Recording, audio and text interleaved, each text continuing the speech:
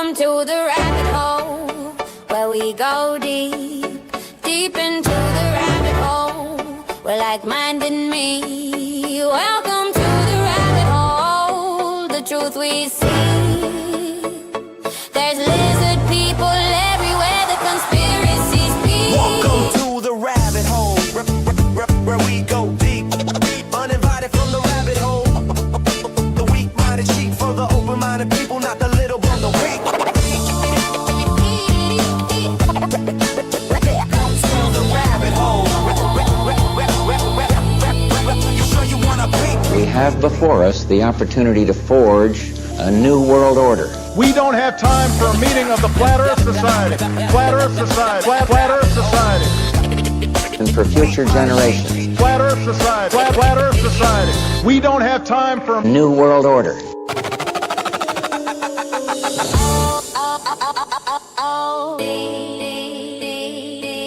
Treasure Island. They never come back. And boy,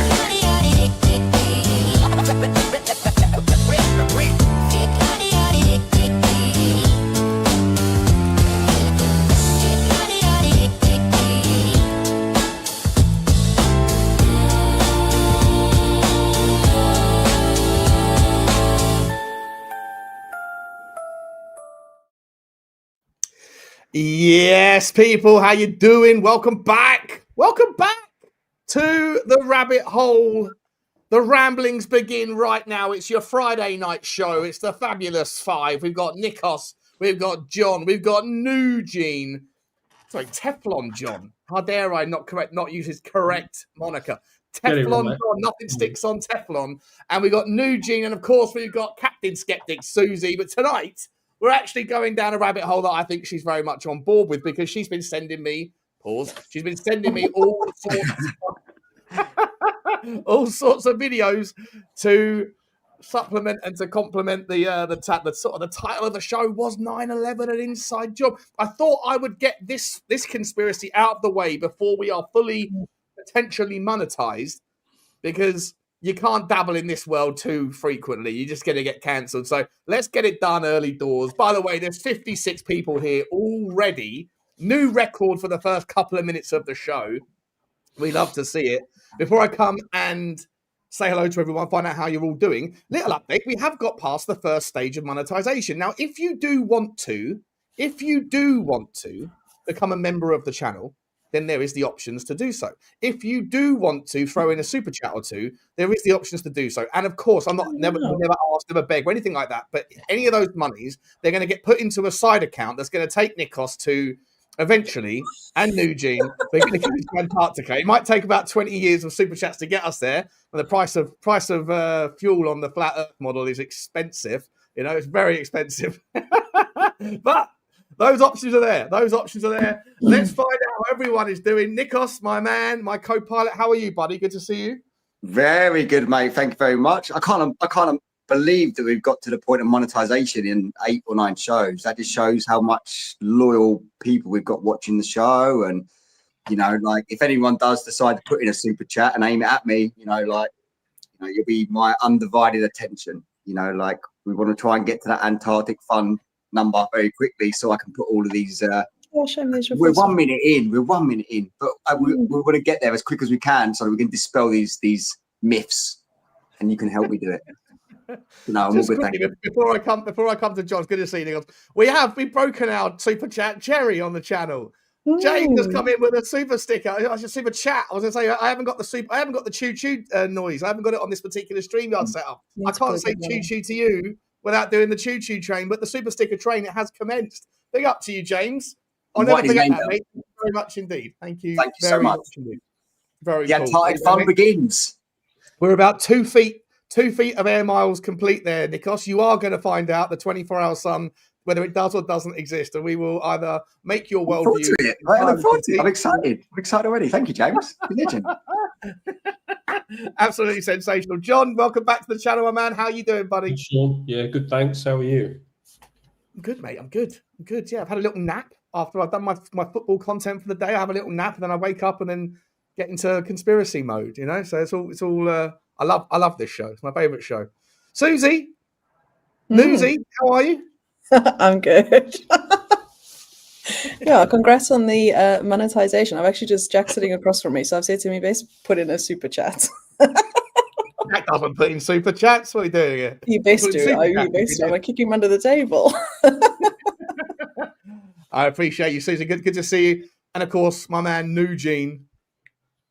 Do we need to put in an allegedly at the start, Nugene, just to make sure that you're not culpable? I was hoping, but hey, this is awesome. The monetization. Our first expedition actually is not going to be Antarctica. It's going to be, for some people, the Natural History Museum, for others, Science Museum, and for the others, the planetarium. Me and Nico's going to go to the planetarium and just going to watch stuff. So that's our first expedition. Our first expedition and actually get some ground rules by the establishment. Yeah. Is that what it is, Nugene? Okay, fair enough. We're 2 minutes into the show, mate. Let's just go somewhere else today. Okay, fine. And then also, I just want to, like, with Susie, it's so funny. Like, after the first show, like, Susie's like, "Oh, this is probably," she was thinking, "This is terrible. This is garbage. I'm not gonna be on again. No more chats." And now she's like, "Oh my God, like, let's talk about this, and that." So it's awesome. We've got the converts. It's very addictive.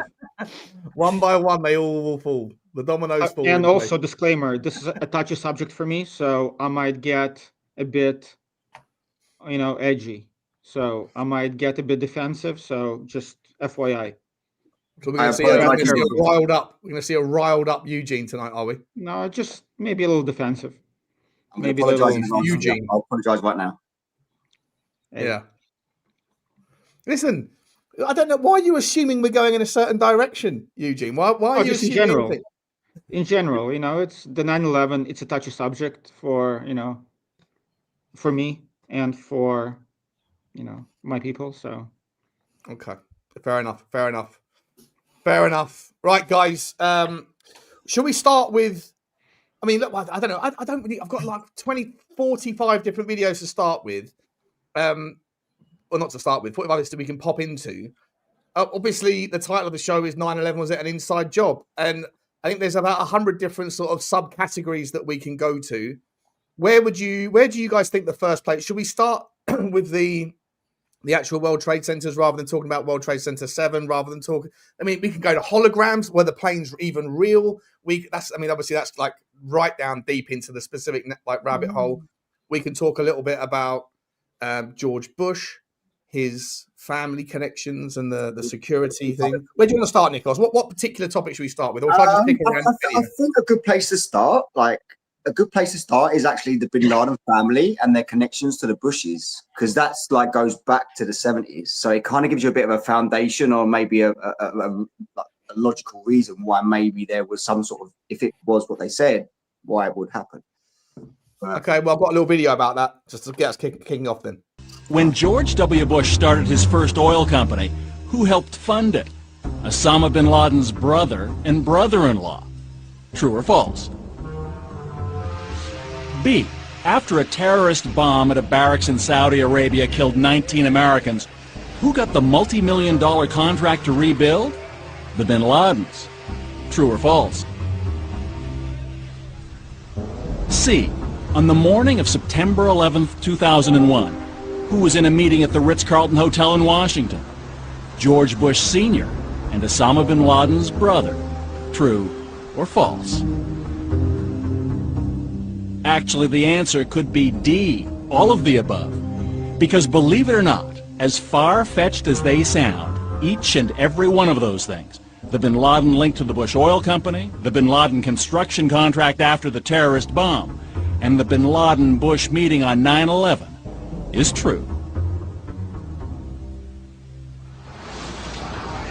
And what that means is that on that awful morning 2 years ago, the day everything seemed to change, the world was already a far more complicated place than most of us could even imagine. Go on, Nicholas. Take us away, mate. Go on, mate. It started from in like 1970s. There was an energy company that was started by George W. Bush. I think it was 1979, called Augusto Corp or Augusto Energy. And the Bin Laden family were one of the first funders of the energy company. They actually used that as a source of funding for many different companies as well. Later on, they used Halliburton as well. I think they put in like 25 million in 1985. But the Bin Ladens actually have been doing a lot of buying in the 1970s and 1980s in America through a guy called Jim Barth. He was an assistant to someone powerful in the US, but basically he was procuring. He bought an airline company. They bought a bank. They bought property all out of Houston, Texas, which is where the Bushes were based. And they just had lots of different business affairs that were all linked from like the 1970s onwards. The Bin Laden, I don't know if people know about the actual Bin Laden company, but the actual Bin Laden company is one of the biggest companies in the world. It's the second biggest one in Arabia behind the royal family. So it's big money that these guys have been putting into America for 30 years before 9/11 happened. John? Hello. Anything to add on this particular piece? Thanks, Some John. of that for the- I've heard. Welcome to the show, John, by the way. Congratulations. Wakey, wakey. Oh, as the show started, I didn't realise. I've heard some of that before, but not all of it. I've heard a lot about the conspiracy, the theory of Bin Laden also being Barack Obama. What does everyone think of that one? What one? Bin Laden also being Barack Obama. Wouldn't he be a bit old? Same Wouldn't he guy. be a bit- Is that sorry? You think he's saying he's the same guy? That was theories going around a while ago. Yeah. I think he'd be a bit old, mate, to be honest. I'm usually the guy that's sort of, with all of this stuff, but I think he might be a little bit too old to be. When Nico says it's too crazy, it's probably, it's a reach. Yeah. I think that's probably a reach, that one. Bloody hell, what's going on? That's the line. That's the line in the sand. If Nikos says no way. I'm not enough drinks yet. I'm not enough beer yet. Yeah. But no, I don't think personally that they're the same person. But there is definitely a lot of money that's moved between the Bush family, and they have close connections with the Obamas and the Clintons. So Yeah, they're I'm pretty sure it started with before that Standard Oil, right? So Bush senior. Obviously, when he started Standard Oil back in like 1919 or whenever it was, and they first, and then when the money, when the I believe this might be accurate, but might be full of shit here, but from memory, I believe that when they took the America off of the gold standard and moved it to the petrodollar, the relationships with Saudi Arabia and the power structure in the US obviously became a little bit tighter. And obviously, you're right, Nikos, that the Bin Ladens were major construction players, but they were oil funded, obviously. But that was the start of the construction projects and everything else. So yeah, the relationship went back way before 9/11 happened. Osama's dad was called Mohammed, and he was born in like 1919, and he had relationships, through oil and all these big oil and energy companies for many years. Their companies is Saudi Bin Laden Group. He set up a company called Riyadh. He actually died in a plane crash, I think, funny enough, actually, but not funny enough. But yeah, they set up a bunch of different companies in America. Have any of you seen the ABC News video of the newsreader saying President Osama? Sorry, Osama. He says, Is that the base? They are very similar names, I must say. Like, the closest I think I can get is that Osama and Obama sound similar. Yeah, maybe that was just a mistake. Maybe a slip of the tongue. If that's the foundation of the conspiracy, then I'm in. That's good enough for me. That's good enough for me. You're gonna have to bring some receipts for that one, John. I'm going to chuck it in the private chat, and if you want to show it, then let's have a vote and see who thinks it might be a Freudian slip or whether it's just absolute bullshit. All right. Let's have a look. Hang about. Let me get it. John's already on the links game. I love it. Yeah, love it didn't take me long. I love it. I love this. Let me. Where do I find it? ABC News. Here we go. Let's put it up on the screen. Pull that shit up, Sean. Pull that shit up, Jamie. Here we go. The Democrat who lost President Bush last time around endorsing Barack Obama John Kerry says he believes Obama is the right person for the job. One Democratic candidate expected to drop out of the race today. Governor Bill Richardson says he's going to quit. Mate, honestly, if that is the start of the conspiracy that Osama means Obama, I can't get on board that one, Johnny boy. You might have taken the new lead on there's more. There's not just that one. There's more. There's a BBC News anchor, and there's another one as well in America that calls President Obama Osama. There's more. But I think it's probably just a slip of the tongue, right? Because at the time they're both uneducated. These names are like foreign, literally, to them. You know, like I think I agree with Sean on this one. To be honest, me and Sean don't agree too much on these crazy ones, but I think Sean's still on this one. I'm open-minded. I'm open-minded to all of them. I'm not saying Teflon's wrong. I'm just saying I wouldn't disagree with Teflon.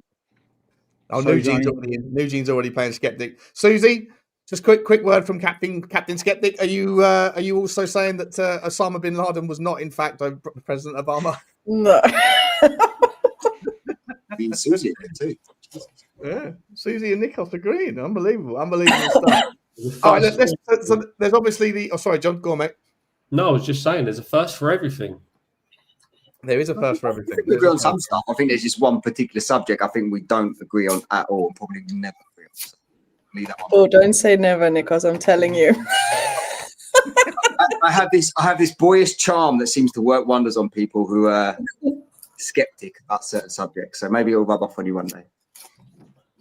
So let's take a little look see at can we just get straight into it and looking at some of these specific things, right? So first of all, I've got to say I was never part of it. I didn't even know there was a hologram theory about this, but a lot of people, I've seen it on Instagram, people pointing out that the planes obviously disappear into the buildings, right?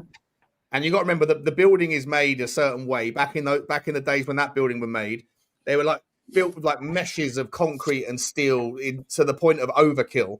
It was so ridiculously strong. And I've seen planes before that have got noses that are bent out of shape from hitting a bird. The planes are obviously very light. And so you'd think that they would just fly into a building and just crumple and collapse and blow up, and then it would be game over. But let me have a look at the disappearing plane first of all. Where's my here we go.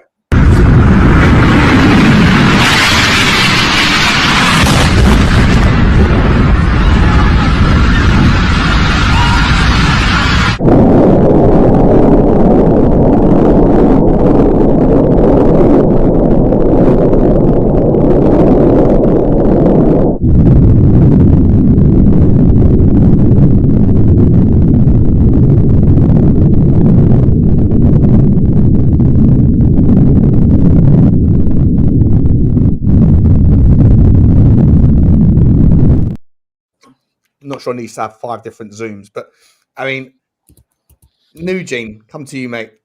Like, what we doing there? Explain that one. I mean, I don't know. I personally know people who saw this happen live in New York, who had like their families there. So, I mean, everything else, you know, I'm all for conspiracies. This one specifically, just based on my personal conversations with my friends who were not friends, acquaintances who were actually there and actually saw it happen and had family members in there who died and everything else. You had people in WTC? Yeah, my friends, family, yeah, cousins, they worked at Bear Stearns and all that kind of stuff. So that's why, again, like, you know, everything else, I'm open to everything. The hologram stuff, unless, again, they're all lying to me, but I've talked to eyewitnesses who actually saw the planes go in and the debris and everything else. So on that most people saw the second plane, right? The second plane wasn't caught on camera. Oh, sorry, the first plane wasn't caught on camera, or at least there was never any footage of it. I was watching. I remember where I was the day it happened. I remember being in my front room with a random geezer from school. And we were like, what the hell's going on? And then we saw the second one going on live TV.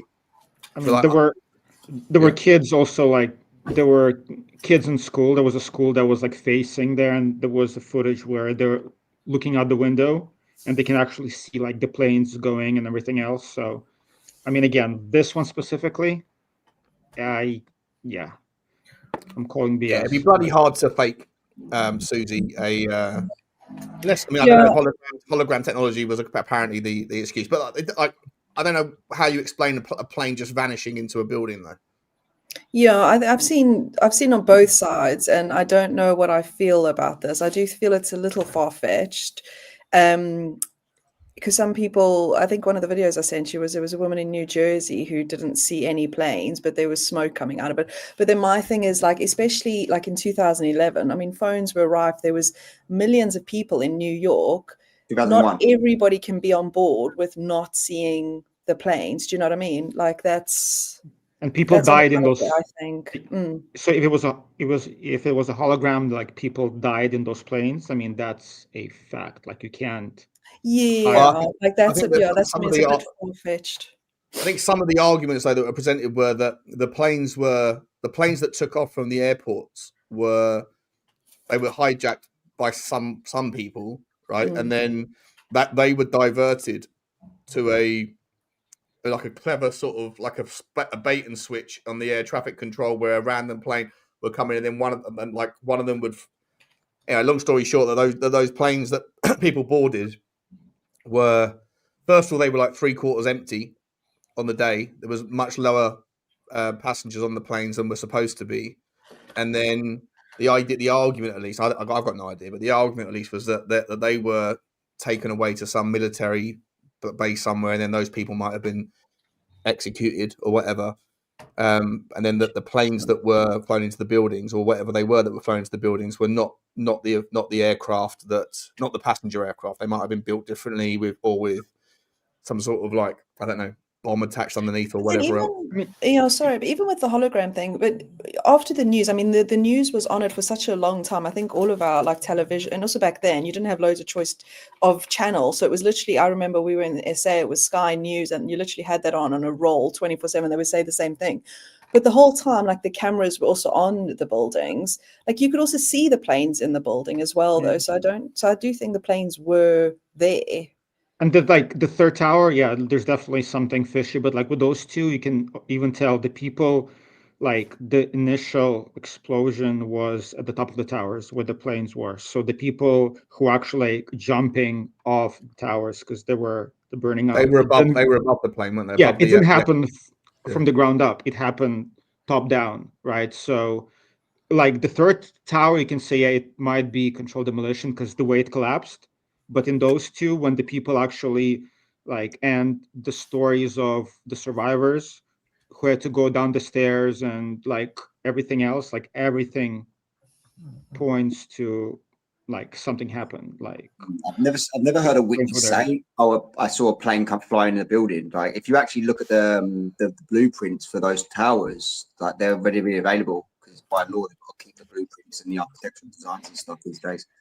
It does not really make a lot of sense to me that a plane can just made out of aluminium can fly into a building like that without being crushed, like Sean said. Like it doesn't really make a lot of sense. There was a reporter, wasn't there, in New York who actually called in and to the news desk and was talking live apparently, and she said, "Oh my God, there's explosions at the World Trade Centers," and they said, "Yeah, a plane's just flown into both towers," and she said, "Well, I was watching it. I didn't see any planes." Yeah, So people see all kinds of crazy stuff. Again, like I was watching it live, so I think they were showing. So I remember my dad woke me up because it was before college. I think I was home just doing nothing. He's all like, "Turn on the TV," and that's after the first plane flew in, and then live they were showing how the second plane flew in, and all the people like that was caught live on camera. Thing is, Eugene, there's not a live feed, an exact live. There's a 7 seconds at least delay on what we see when they say it's live. It's not actually real time. No, I get it. What you're seeing is not exactly what's happening in that moment. Yeah, it is highly possible that they actually have pre-recorded this and edited it in, and all these news stations are in conjunction with playing that particular information at the same time. It comes from one source. I don't know. Yeah, back then it was a lot easier. Right, there wasn't as many video cameras. The average person on the street probably had like mobile phones didn't really have cameras, right? So you have to be literally having a camera with you or whatever to capture it. I just want to do a couple of. I have to press pause quite a lot in the conversation now because we've got super chat. A super chat. Thank you. Super chat. It was amazing. We're about 20 feet now on the way to Antarctica. We're boarding. Perchy's come in saying kicking under the table, quote unquote, amazing on the monetization. I'm buzzing for this one. I'm strapped in with the ramblings and Football Manager as well. Up the cherries. Good luck to you, mate. Listen, drop in towards the end of the show, Perchy. Just let us know. Give us an update on. I wanted to make sure that whether you're getting relegated or how you're getting on, buddy. Is Semenyo doing the business for you? Let us know. Very nice of you to throw in the super chat. And I think I saw then Susie say, "Was that all I'm worth? A $5? That's all I'm worth."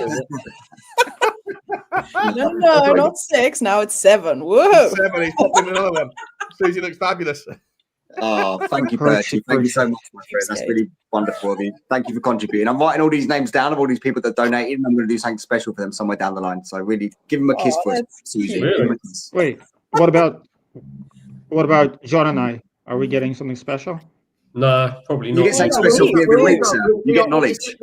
It's going to take about $100,000, but we are all 5 of us. We are all going to Antarctica. Yeah. Mate, we need it in the boarding Maybe game right now. I'll pass on that one. Thanks for Perchy. We're just passing coffee. Cool, my son. Yeah, we need the money before the bloody carbon tax and all that bullshit. Yeah, and they start telling us we're going to fly 25 miles this week. Yeah, exactly. Yeah. Appreciate you, Perchy. Thank you, Perchy. Oh, you're 50 miles, so you can't get on a plane and go to Spain or something. Yeah. Yeah. Have you seen that in Tesco's they've now got the carbon on, like, I don't know, 25% of the food that you pick up. They like milk. It says, that's 5 grams of your carbon allowance or whatever. Yeah, I didn't know I had an allowance. But they're saying it. Like they obviously need to get this done before the. We're going to get that's for another day. But they're moving in that direction, aren't they? They're moving in that direction. They're going to tell you that you've got X amount of carbon footprint you can use a week, and then they're going to start incorporating it, link it to your bank account, and then you're going to be able to do certain stuff and not certain stuff. I think you spoke about it about the meat and stuff like that. You know, what you'll be allowed to eat and what you won't be allowed to eat. It's going to be everything. It's going to be proper draconian. You know. Yeah, it's terrible. Stay free, my friends. Stay free, my friends. Big up to you, Ghosted, with a super sticker. Choo to you, my man. Choo to you. Thank you so much indeed. Very, very cool of you. Daniel Field has come in as well, saying, "Gay." Calling us gay. He's gave us £2. This is our audience. Awesome. You can call me what you want if you want to pay for it, mate. We're at Costa Coffee, and we're actually in the queue now. We've got an espresso each. We're going. Big up to you. Big up to you. Thank you, sir. And we've got our first members of the channel as well, because Koi72 has gifted 5 Rabbit Hole Rambling memberships. What an amazing start, guys. I appreciate this. Wasn't expecting this at all. Thank you very much indeed, Koi72. And if you were one of the lucky 5, and 5% of you in the chat will have been a recipient, then we're going to have to start doing members-only content. And we'll certainly be doing the call-outs and the shout-outs and all that sort of thing. So keep a lookout for that, mate. Very cool of you, Koi72. Thank you very much indeed. I really appreciate that. We're going to go from only cans to only fans. Yeah. Yeah, well, or for Daniel Field, only mans, maybe. I don't know. Maybe. Whatever he wants. He's not going to allow you in that one. Big up to you. Thank you very much, Coys. And Hayden Adams, big up to you, buddy. He's put in a super sticker as well. Choo to you. Big up to you, Hayden. Very cool of you, my man. Very cool, or lady. Very, very cool. Is that a dog in there? Is that a dog in your profile pic? 2 dogs. 2 dogs. They look dog lover. Love it. Dog lover. We love dog lovers. Dog whisperer over here and a bunch of dog lovers. That was an old cheap drop of booze, wasn't it? Back in the 90s. 2 dogs. Anyone remember that? Yeah. Didn't feel well afterwards. No, it wasn't a good couple of days after that. Adam Horlock, thank you very much. Very generous of you. Can I say something completely random? Sorry, Sean. No, shut up. Never mind. Go ahead with the super chats. I just do a super chat. Thank you so much, Adam. Thank you, Hayden, as well. Adam says, have you ever thought of covering the Mandela effect? It's definitely on the list, my man. The Mandela effect is that's a good one to do, actually. There's never ending list. Thank you, Adam. Thank you, Hayden. Thank you, Coys, 572, and Daniel, and all of them. Wow. I'm writing all the names down. Look, my whiteboard is full of super chat names. I can't believe it. People actually want to pay to see us. Thank you. Have you ever thought of covering the Mandela effect? My dad's t-shirts in his business used to be Fruit of the Loom with the cornucopia. Cornucopia. Yeah. Oh, if you know, it's disappeared now. The cornucopia, right? It's not there anymore. Yeah, I can never remember it anyway. The cornucopia. Yeah. Is the Mandela effect on your 1,000 list of conspiracies? I imagine it's there somewhere, right? Yeah, it's actually quite high up. Like ChatGPT thinks that it's on the realms of more believable than. Yeah, it's higher up on the list than flat Earth. Don't want to get in the flat Earth conversation. Just saying that ChatGPT is saying that simulation theory is more plausible. Speak to my lawyer. Speak to my lawyer. Theory is the one. Speak to my lawyer. Big up to you, Adam. We will definitely do that one. Maybe we'll do that next week. Thank you, Adam. Amazing. So much evidence. Thank you very much indeed for that, Adam. Sean, why don't we have a vote in the chat for the next subject matter for the show following this one? I think that would be a good way to go. That'd be a good idea. Yeah, good idea. See what the people demand. Don't give him power, John. Do not give him power. All right, throw some names into the chat, guys, and then the most popular names. What I'll do is towards the end of the show, I'll put it into a poll, and then we can then see where we're going from there. What he's saying, don't give who power, Eugene? What are you saying? The people. Do not give masses power, because it's gonna. But wait, just one thing before stuff gets serious. So last night we had a Thanksgiving dinner. The family came over. So usually every year it devolves into fights about politics and fights about like Israel, because my parents are really like they're very, I mean, I'm conservative, but they're like ultra, right? So my brother and I and them always fights about politics, like everything else. Last night my brother's like, well, I just learned about MK Ultra and like this and that. I'm like, oh, come here. For the next 3 hours I was like educating him. So there's a new conspiracy theorist, and a lot of the stuff that we talked about, I educated him. Is he going to come on the show? It was maybe not yet. We'll call him Brogene. But it was just interesting that a lot of people who, they're waking up. What's his name? That was interesting. Huh? What's his name? I'm not gonna disclose. No. It's Alex. Well, you won't even give his first name. I don't need his last name. I don't need his Alexander. And his blood type. Yeah, exactly. His national insurance number. Exactly. He's mostly Jewish, so. You won't even tell us his name. Oh, Alexander. Alex. Alexander the Great. The Great. Alexander the But Better. it was just funny. It was all like, now it's all conspiracies. It shifted from politics and yelling at each other to conspiracies, and so. Have you told your super conservative parents that you are a founding member of the latest conspiracy channel on YouTube? No, not yet. Not yet. Yeah, that's gonna, Send them the links. They're already not happy with me, so this is just gonna put them over the edge. That I spend my time on YouTube. Send them the link. You degenerates. Send them the link. One suggestion: people that are throwing in super chats. I noticed there's a new one from PMG there, 1986. Like when you put your super chats in, put in your favorite conspiracy, and we can put it into the poll later on. Put it in the list. Yeah, that's very cool. Thank you very much, PMG 1986. See, I think we can even gather this in like suspicious Eugene's probably sitting there going, "That's his date of birth. That's probably his initials." Let's see if we can. Hey, thank you very much, PMG. Internet sleuths are crazy, so they're gonna find anything out. So is that one of your family, Eugene? What's that? Is PMG 1986 one of your family? Depends. Depends on what. On what family you're talking about. Exactly. On what they did. The ones you just mentioned. Yeah. Listen, that's amazing. Thank you very much indeed, guys. That's so generous, super generous stuff from you guys. I can't believe it. Very, very cool. Mate, there's some good suggestions already, Sean. There's some good ones. Bigfoot, Federal Reserve, oils, World War I, social security numbers, and your national insurance identification, birth certificate stuff. Mate, some great suggestions already. Make sure you keep a note. Can you keep Michael was in the house as well. I'll write everything down. And Perchy's asking you, Susie, if you want to top up. Perchy, give him a kiss, Susie. He's throwing money. Give him a kiss. We need him a kiss, Susie. Yeah. He needs more for a kiss. He wants to go to Antarctica. Is what it was. He wants a week to himself. It wasn't weekly to play To play football football manager. manager. Yeah. Iranian reserve football. 100%. Thank you again, Perchy. Thank you very much. Appreciate all of you. Very, very cool. Very cool of all of you. All right. 27 Club. 27 Club. What a conspiracy that is as well. What a conspiracy. All right. Let's pivot to. I want to. So this is where it all got I got a little bit interested in it. Right. Initially, I was like, I don't. This all seemed a little bit strange. Then I started seeing. Is this the one 9/11 Bush? What have I done? I've labelled some of these, but not all of them. So I'm going to be messing around here. I think. Hang about. Where is it? Let's get the ones I've learned out of the way. Let's look at WTC7, shall we? Talk about your BBC. I have a tape of a BBC reporter broadcasting directly back to England, talking about a third building has collapsed. World Trade Center Building 7 talks for 7 minutes.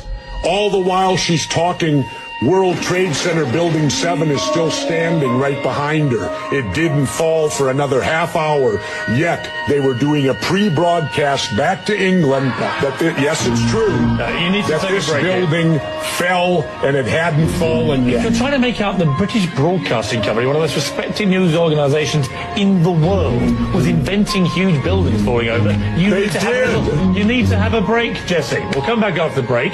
Tell us about the Salomon Brothers building and its collapse.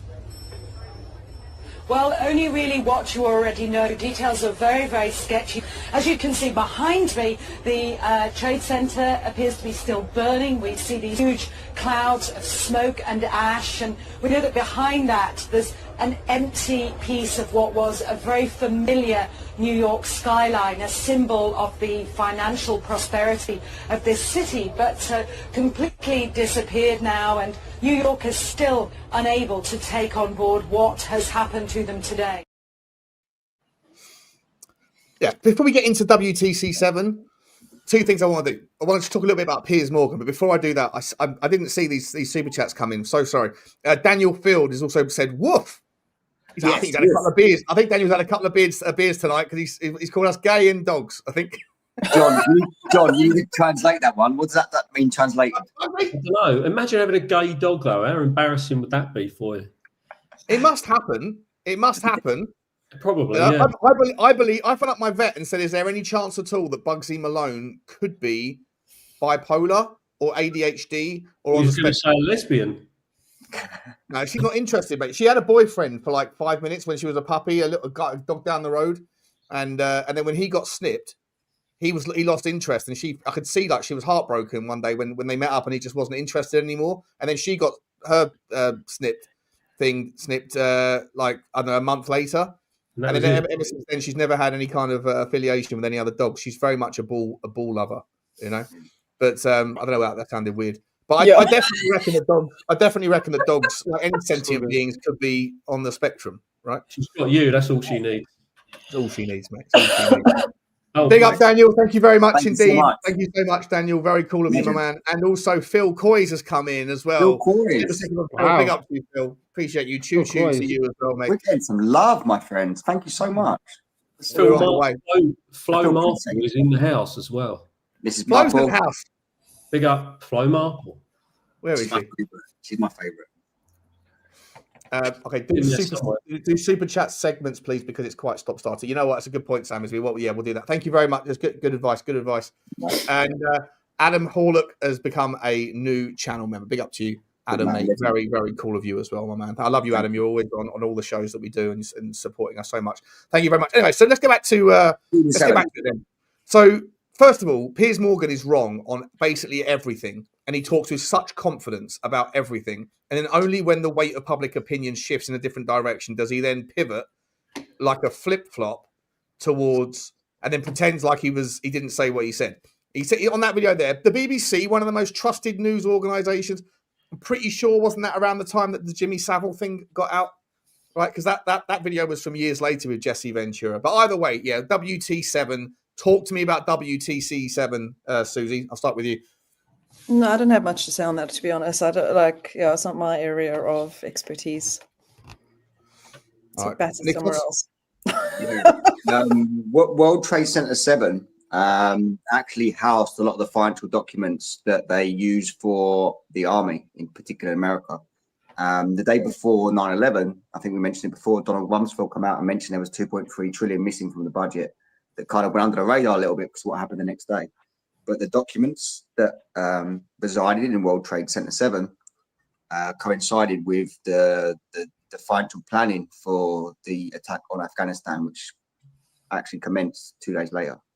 So a lot of the evidence for the crimes, which back then anything was documented on paper, was actually in the financial offices that they had in World Trade Center 7. So there was actually a very good reason for them to destroy it. Yeah. And I'm pretty sure I saw, John, correct me if I'm wrong, if you know about this one, but I'm pretty sure I saw Larry Silverstein, who owned all of the buildings. Well, I've got a video on Larry Silverstein, but that's the video is more around the insurance payout because of the asbestos in WTC 1 and 2. But I'm pretty sure he did an interview with the radio live at the time, and he said, "Oh yeah, we had to pull it." Talking about WTC 7, and pull is a term that's usually associated with demolitions, right? And it did fall at free fall speed, John, and it didn't. It was about 100 meters away from the other towers, right? So I think they said, "Oh, a little bit of the fuel or whatever."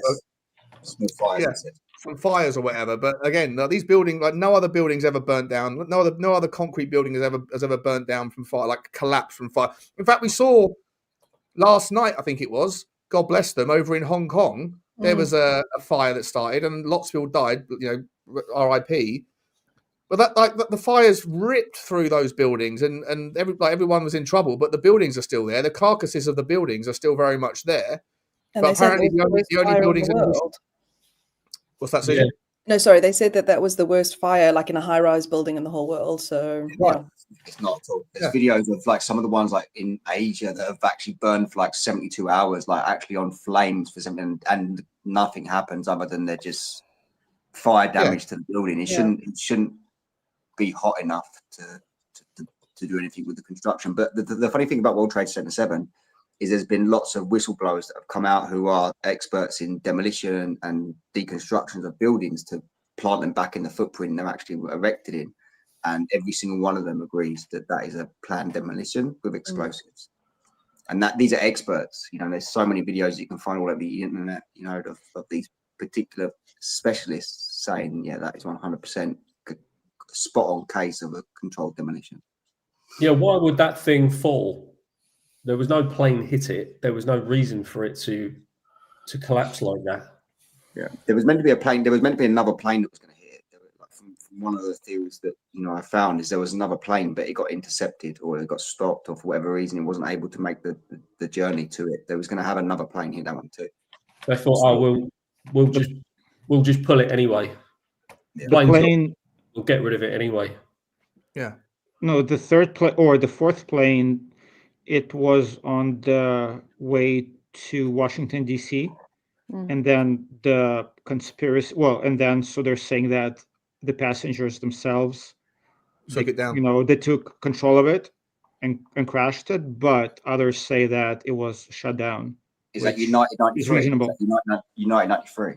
Yeah. The plane.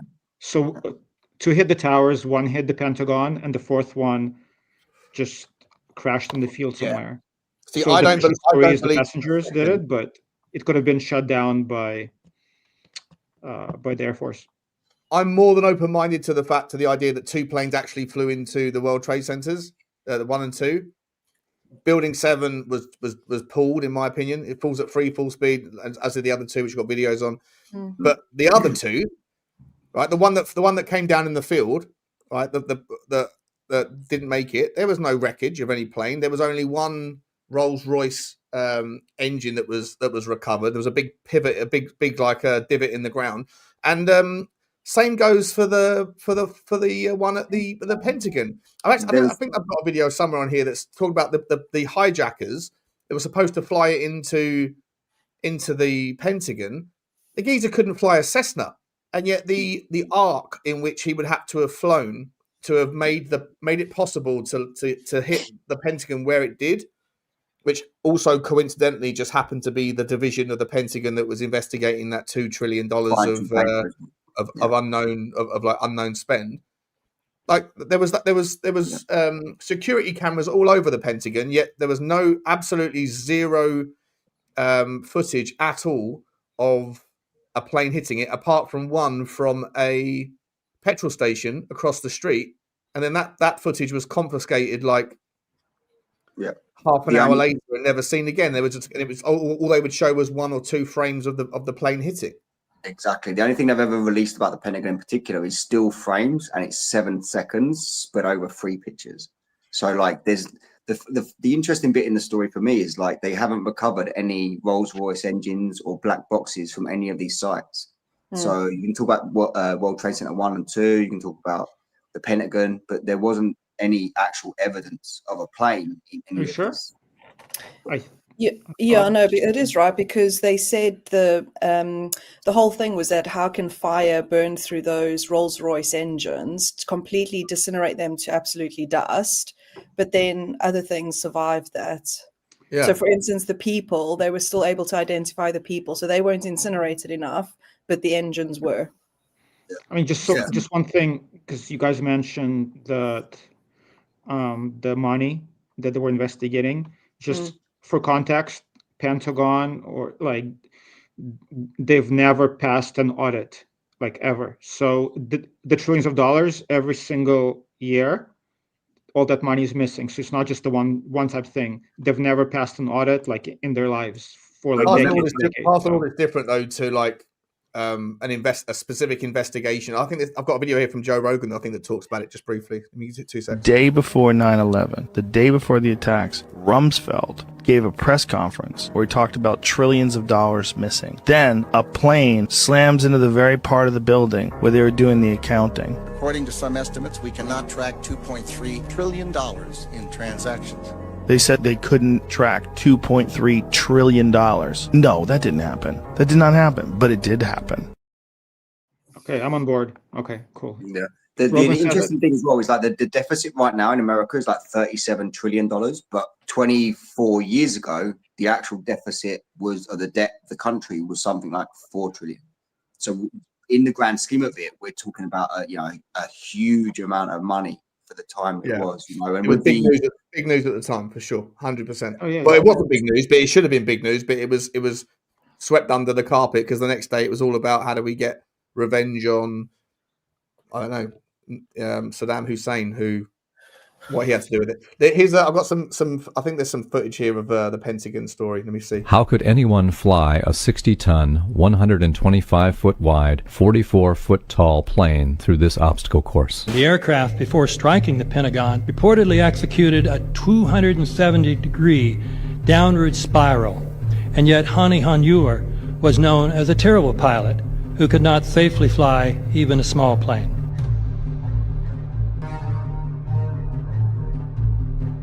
No seats, no luggage, no bodies. Nothing but bricks and limestone. The official explanation is that the intense heat from the jet fuel vaporized the entire plane. Flight 77 had 2 Rolls-Royce engines made of steel and titanium alloy and weigh 6 tons each. It is scientifically impossible that 12 tons of steel and titanium was vaporized by jet fuel. We're also told that the bodies were able to be identified either by their fingerprints or by the DNA.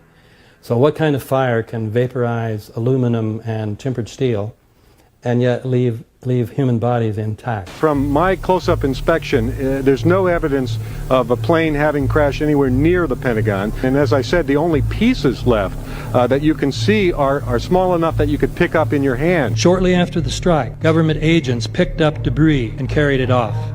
The entire lawn was covered with dirt and gravel, so that any remaining forensic evidence was literally covered up. The videos from security cameras, which would show what really hit the Pentagon, were immediately confiscated by agents of the FBI, and the Department of Justice has to this day refused to release them.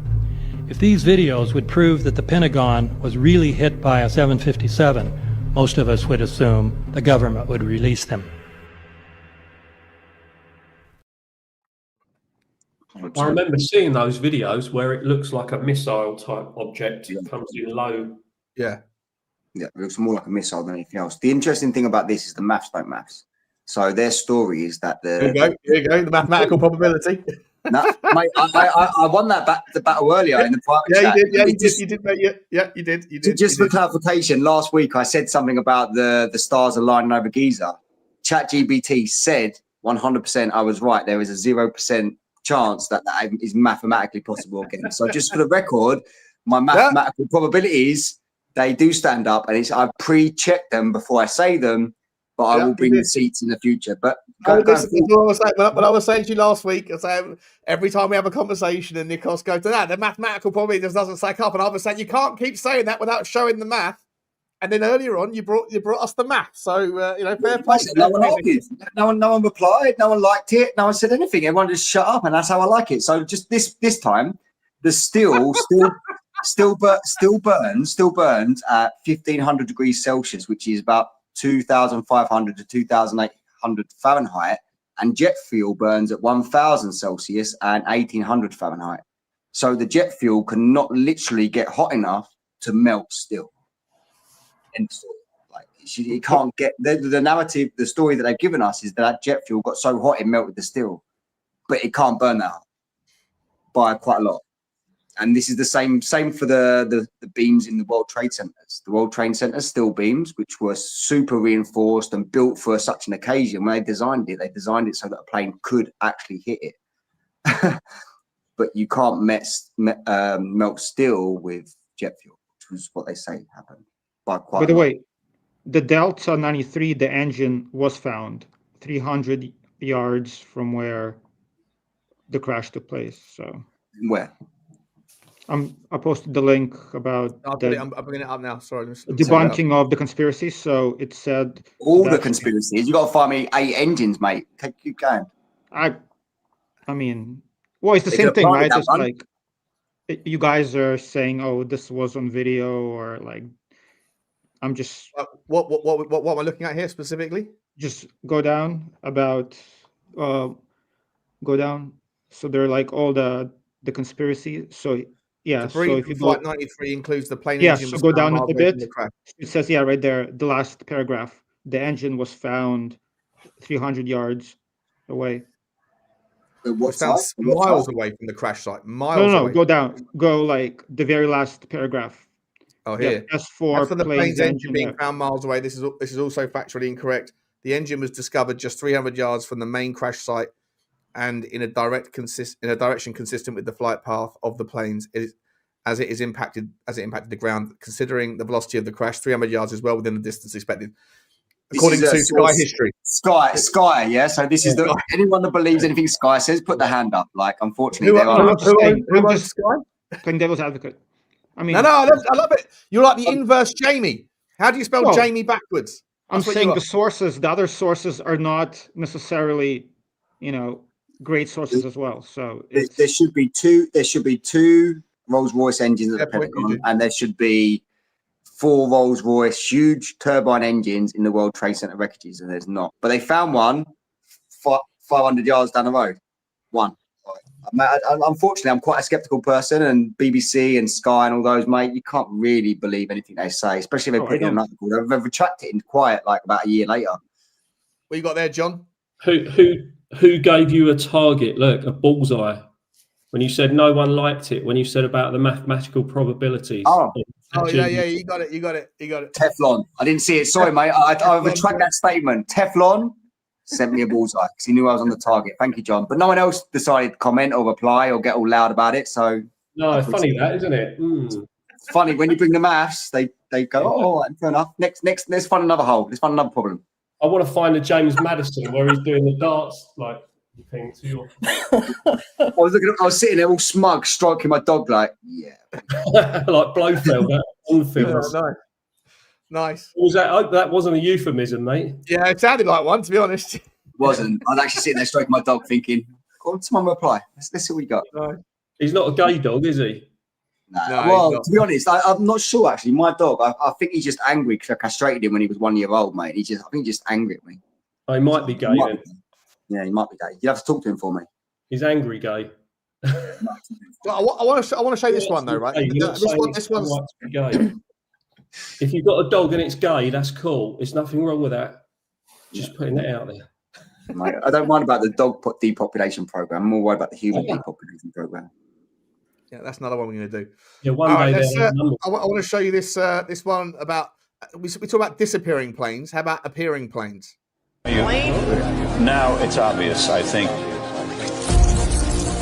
Wait a minute. Is something missing here? Seems that we weren't supposed to see that wide shot. And that's because there's no plane in it. The plane should be visible for over 5 seconds. That's 340 separate images. And there is no plane. The airplane image enters the picture within one video frame.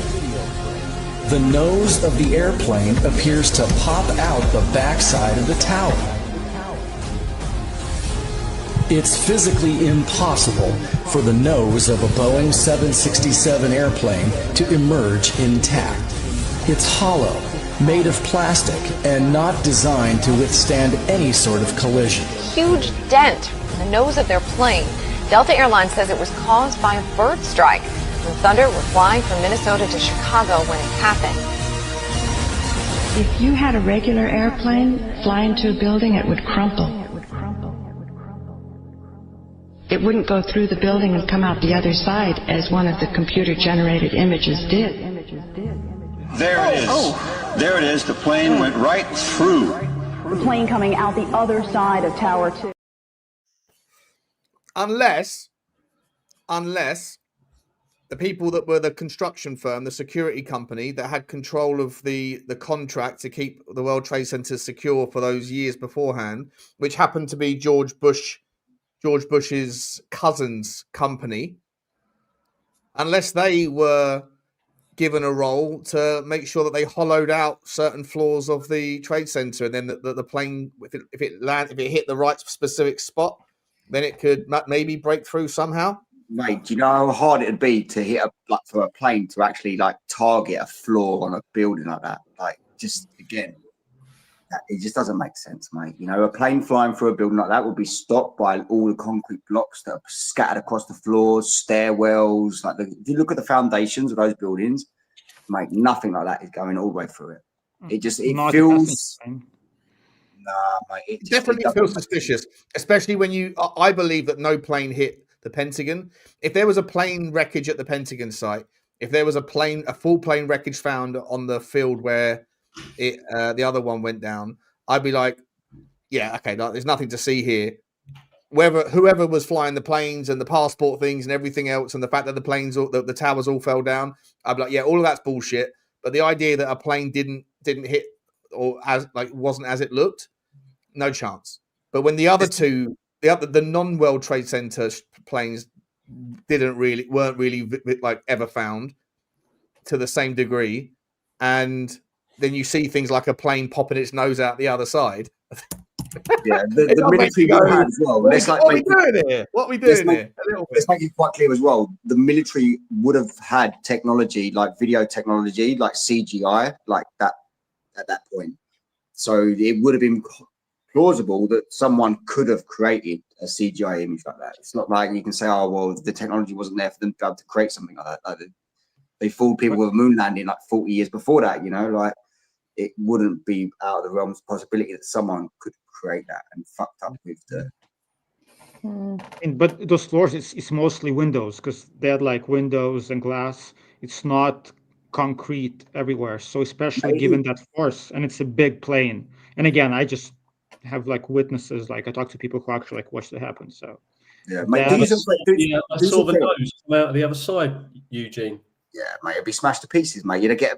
It wouldn't happen, mate. Do yourself a favor, Eugene. Look into the blueprints of those buildings, and you can see how they've got mesh on concrete and steel barriers on steel barriers. It's obscene amounts of overkill on the build. It's ridiculous, mate. You would never. I don't care how big an airplane it is, how fast it's going. I just don't think it's possible that a plane will be able to fly through that, no matter what it's doing. I think it would just hit it, impact it, and it would fall to the ground, like that person in that video you just showed said.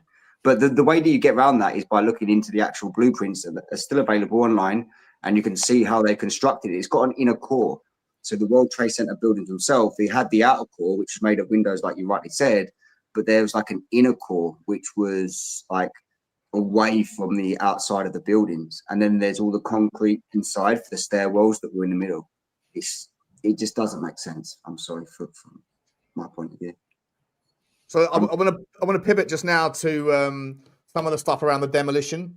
Right, I've got a bunch of different videos. I'm not sure which ones are which. Before I do, let me just quickly say massive thank you. We've got loads more. We've got new members as well. Dermatron's become a new member of the channel as well. Big up to you, Dermo.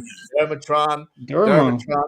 Big up to you, Dermo. And also Johnny, Teflon John's favourite member, new member, Mrs. Florence Marple. Big up to you, Flo. Johnny, you got a word for Flo?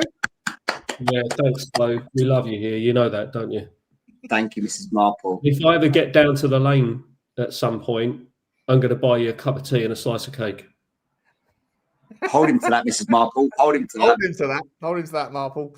Well, big up to you, Mrs. Marple. Thank you very much. Big up to Thanks so Dermatron. much. We've also got a super sticker as well from Spurs King. Choo choo to you. I'm actually blown away by the support on the in the chat tonight. Absolutely incredible. This is my new favorite thing. So thank you guys so much. And we're getting there. We're getting there. Hang on, Perchy, King Skeptic. We got Queen Skeptic, the Captain Skeptic, bottom right. Even Perchy, even Perchy saying something doesn't add up. Something definitely doesn't add up if Perchy's on board. Love that. We're getting them one at a time. I feel like with 9/11, it was probably one of the biggest conspiracies where I think a lot of people are on board with it, whether you're a conspiracy person or not. Do you know what I mean? Because I think for years, because I must have been about 17 or something when it happened, but it took me years and years to think that something like this could be that the government could do something like this. It's so far-fetched and it's just so manipulative, and you just can't get your head around it. It's unbelievable. Do you know what this is? An analogy. At what point? Sorry, Eugene, go on, mate. Yeah, go ahead. Oh, No, go so on. I'm saying it's like with Alex Jones, right? Like when he talks about stuff, like 70% of things that he says are true, things that are happening, but the analysis and other 30%, like he's just making leaps. So I think with this, there's definitely a lot of shady things that happened and were happening, a lot of conspiracies, but then I feel like people just make everything now becomes a conspiracy, and it takes away from the real shady stuff that's happening. So I just feel like when something this is the start of everything, Eugene. Like for me, I'm sure personally, I remember I was about 16. So in 2000, I was 16, and I somehow landed on Art Bell. You know, the Art Bell, the old radio jockey who was just a brilliant late night guy who would always have random crackpot lunatics come in, phone in saying, I'm getting chased by aliens or whatever else. And I remember him talking about the guy whose name escapes me, like the kind of original conspiracy theorist, who was saying, he basically said that there'll be an incident on American soil that will happen, and it will be blamed on Osama bin Laden. Then Alex Jones said it in the June of that year, and then obviously September it happened. But about a month after that, I was like, okay, it's so weird, because I remember thinking this doesn't make sense, doesn't add up, it's too crazy. Then I remembered hearing about this shit, not knowing who bin Laden was, not knowing who Art Bell really was, not knowing anything about Alex Jones. Then as I then got interested, somehow I think I downloaded a copy of David Icke's The Biggest Secret, which was his first big book that was written in 1999 or something. And then I read his second book, which was talking about this thing called, it was a document that was released in January of 2000, right at the start of the Bush era. And it was a document that came out of some think tanks. It was called something like the New American Revolution or something American like Century. that. It's American Century. That's it. That one. That thing. That document. And it basically said that for America to continue its dominance in the world, it needs a chaos and a cataclysmic event akin to a new Pearl Harbor. And David Icke started talking about that, and then obviously September the 11th was that, because September 11th changed everything. You had the Patriot Act that was brought in very quickly afterwards, which allowed all of the monitoring of American citizens and people around the world, anybody else. It obviously started, it was the catalyst for the war, the weapons of mass destruction bullshit that we were all fed to by Donald Rumsfeld and all those guys. And Nikos mentioned earlier, $34 trillion of debt or whatever it is at current rates. $17 trillion was fought in Afghanistan and, and trying to find Osama bin Laden in caves and trying to get hold of Saddam Hussein, who was obviously a really bad person. But let's be entirely honest, right? The next thing that happened was around about 2004, 2005, there started the painkilling epidemic in America, where everybody started to get hooked on painkillers. And I was like, well, where'd this one come from? Why is there suddenly this? Oh, I forget the name of the painkillers that people got hooked on. And then you realize that 99% of the world's opium that is used in the pharmaceutical manufacture of painkillers happens to be in not just Afghanistan, but the specific province, the Helmand province, which happened to be the specific province that they were running around chasing Osama bin Laden in caves for like 10 years, 15 the years. troops were guarding the poppy fields. American troops were guarding the poppy fields. There are like videos that's what they actually were doing. That was their job. Right. Yep. So like you for sure. extrapolate all that out and you kind of go, it all started with 9/11. Well, actually, It all started with 9/11. So a couple of things. I mean, so I would think this is batshit crazy. However, with with Kennedy, the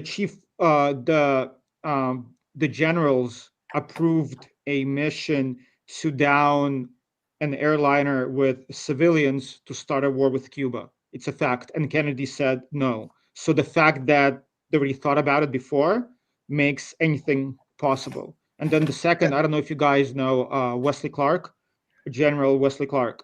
He was a 3-star general or whatever, like 4, I don't know how many stars, the top general. He ran for president when Hillary ran. He was a Democrat. So there was an interview with either 60 Minutes or some big network. So he said after he retired, he went to the CIA or the Pentagon headquarters. He met another general, his friend. And the guy said, did you hear what the chief of staff or whatever, what they're talking about? He's like, no. He's like, here's the list. In the next 10 years, we're going to attack 10 countries. And that was before. I should have got that video. Should have got that video. Oh, okay, sorry. Oh, no, I haven't got it. I haven't got it. I should have got it. He said we're going to go into Libya, Lebanon, we're going to go to Syria, Iraq, blah, blah, Iran, blah, exactly. and we're going to end up with Iran, right? So the plan was in place well before 9/11. It's the neocons. That's what the plan was. That's the project for the new American century. It was Iran, Iraq, Libya, Yemen, and all of them except Iran actually happened. So this was a plan going back. And Iran will happen. Yeah, it kind of already has happened a little bit. It will happen. You know, it will happen. It's definitely going to happen. Benjamin Netanyahu actually wrote a book about this in 1987. He wanted American support to attack the surrounding countries of Israel, and he wrote. I think I've got a video about that. I think I've literally got a video about that. I think it might be here. It's not personal, Eugene. I'm just saying. I'm just putting the facts out there. I know it's all good. I'm not a fan. I don't like. And however, he wanted to bring America into a war in the Middle East, which, because of the way that the laws work in the Middle East, a country from outside the Middle East can't instigate the war. So they needed support for Israel to do it. But he actually wrote a book about how they was going to gradually take over each of the countries around Israel to create a bigger Israel. And he wrote that in 1987. I think the book is called. I think this might be it here, mate. I think. I wrote a book in 1995, and I said that if the West doesn't wake up to the suicidal nature of militant Islam, the next thing you'll see is the militant Islam is bringing down the World Trade Center. Please don't go to war easily. Sometimes they have to be bombed into going to war. The bombing of September 11th opened the eyes of Americans to see the great conflict and the great danger that faces us. How many people know that on the morning of 9/11, a lady looked out of her apartment in New Jersey, looking over to the burning tower, the first one, and saw 5 Middle Eastern looking men filming it, high-fiving and cheering. She took them to be Arabic. She called the police. The police eventually tracked them down. They had traveling around in a white van. They were Israelis. They became known as the Dancing Israelis. They were arrested and kept in custody for 71 days until the ultra-Zionist head of the criminal division of the Justice Department, Michael Chertoff, released them. And how many people know that the same Michael Chertoff released the 200 arrested in the spy ring? And they went back to Israel. These 5 dancing Israelis, 2 of which were known by the police to be Mossad agents, said that they were there to document the event. Well, hold on. How did you know it was going to happen? I've got this covered if you want me to. Just before you do, Nikos, I think Eugene. I've got to change your name back. I think Eugene was about to say something before I put the video up. Sorry, Eugene, what were you going to say? No, I found that video of Wesley Clark. I posted it in the private chat. It's like 6 minutes long, but just FYI, if you ever want to get to it. Who's Wesley Clark? That's the guy I was talking about the 7 Wars, the general who. Oh yeah, okay. Oh, cool, perfect. So, yeah. Okay, I'll bring that up in a minute. Just in case. Sorry, Nikos, go on, mate.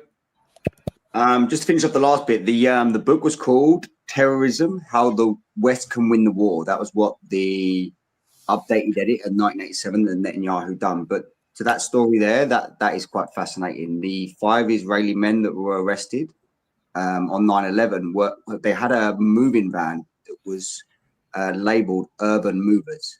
That was the name of the white van. The woman in that video there, she saw them on a rooftop dancing. They were held for 71 or 72 days, like again that video covered there. And the first thing they'd done when they got back to Israel was done an interview on Israeli talk show in November 2001, and were quoted as saying, "Our purpose was to document this event." There was 5 of them there, somber, but those 5 Israelis are self-confessed Mossad agents. 2 of them were known to police to be Mossad agents, and they was there on purpose ahead of time to document that event. There's 80 photos of those 5 men actually with the burning buildings behind them.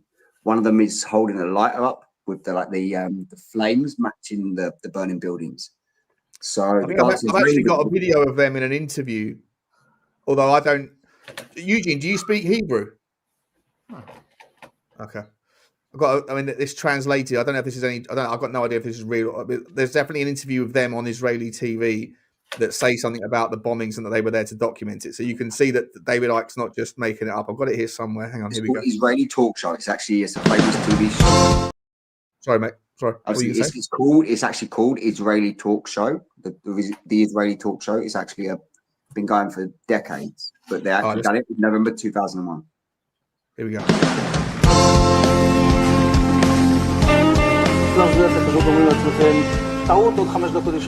And at that point, we were taken for another round of questioning, this time related to our allegedly being members of Mossad.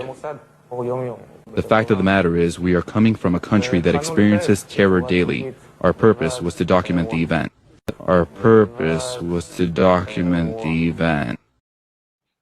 Yeah. So I don't know if that's what you're saying. I've got no idea if that's translated correctly. I've got no idea, but I mean, that's not out of the question, right? Because I mean, even the intelligence, the U.S. intelligence knew that. I think the FBI, like one arm of the intelligence, there were reports that something is going to go down.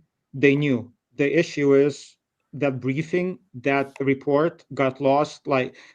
Until then, the intelligence agencies, they were completely separate, right? It changed after 9/11. It became under the whole Office of Homeland Security. Until then, each agency was on its own. So analysts knew something is going to happen, but those reports weren't taken seriously. So I have no doubts that Israel, who knows things before America does, I'm sure they knew that something is going to go down. And actually, again, I was watching the Netflix doc on this, and again, it's Netflix, so who knows? But the analysts were interviewed, and they said they were getting tips from Israelis and I believe from Germans, or I forgot who, that something is going to go down on this date. They filled out the reports to CIA, to the president's office, but because of the competition between FBI and CIA and NSA, they were all ignored. But there was So- something else going on that day as well, though, Eugene.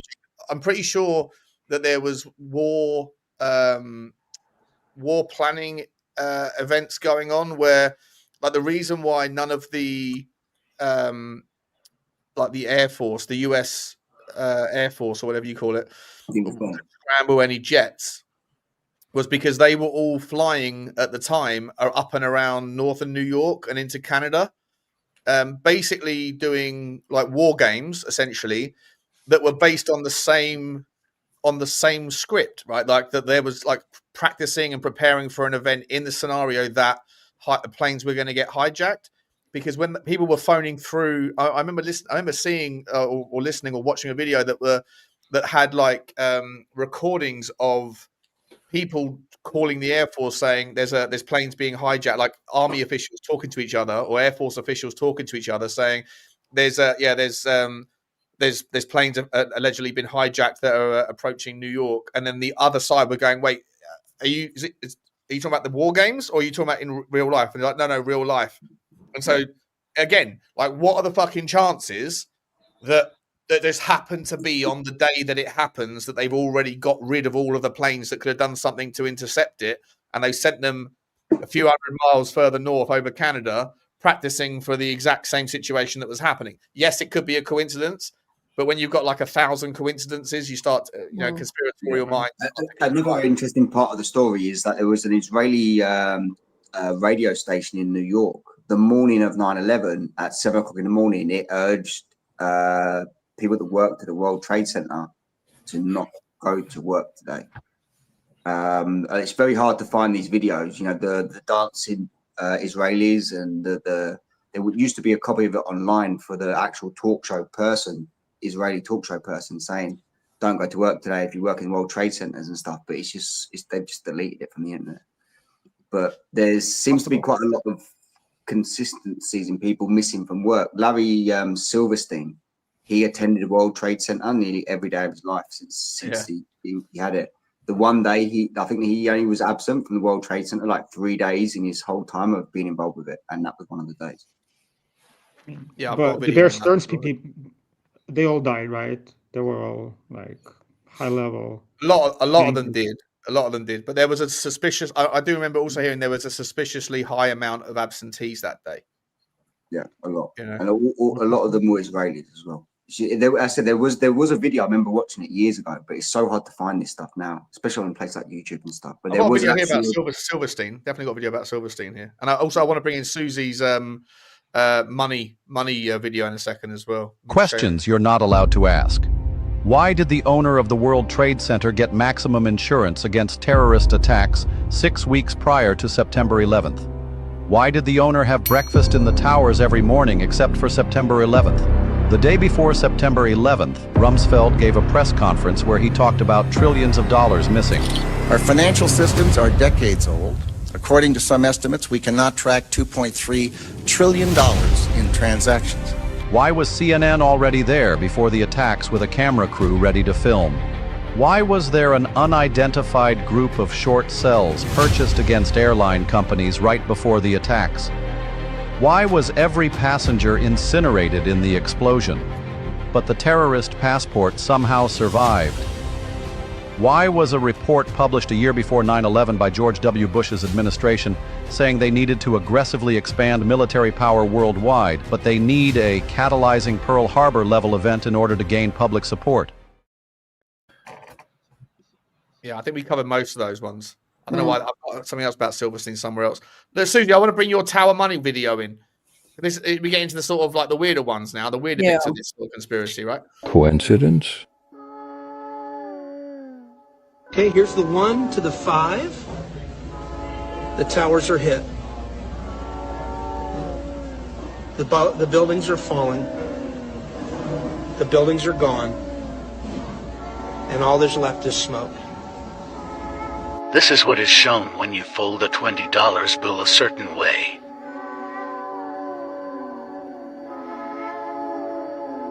Doesn't that look familiar? Go on, Susie, take us away. No, see, I don't know. When I see stuff like that now, I don't know now if that is just purely coincidental or if that is, because then if that's the case, how long was that in the plan for? Do you know what I mean? They didn't print that new money a few months before or whatever. Pretty sure those. Fold it a different way, you're gonna see Smurfs. I don't know. I mean, like it's Yeah, but Well, that's what I if mean. you fold it the same way, it's not like you're changing the folding pattern, right? The folding pattern is the same on every one. But I do think though, Susie, the problem with it is I'm pretty sure that those money designs are like go all the way back to 1919 when the Federal Reserve took over. No, they changed the notes and they changed them since. There was only a certain period of time those notes were available that have that depiction of a burning building. Well, But the question is why?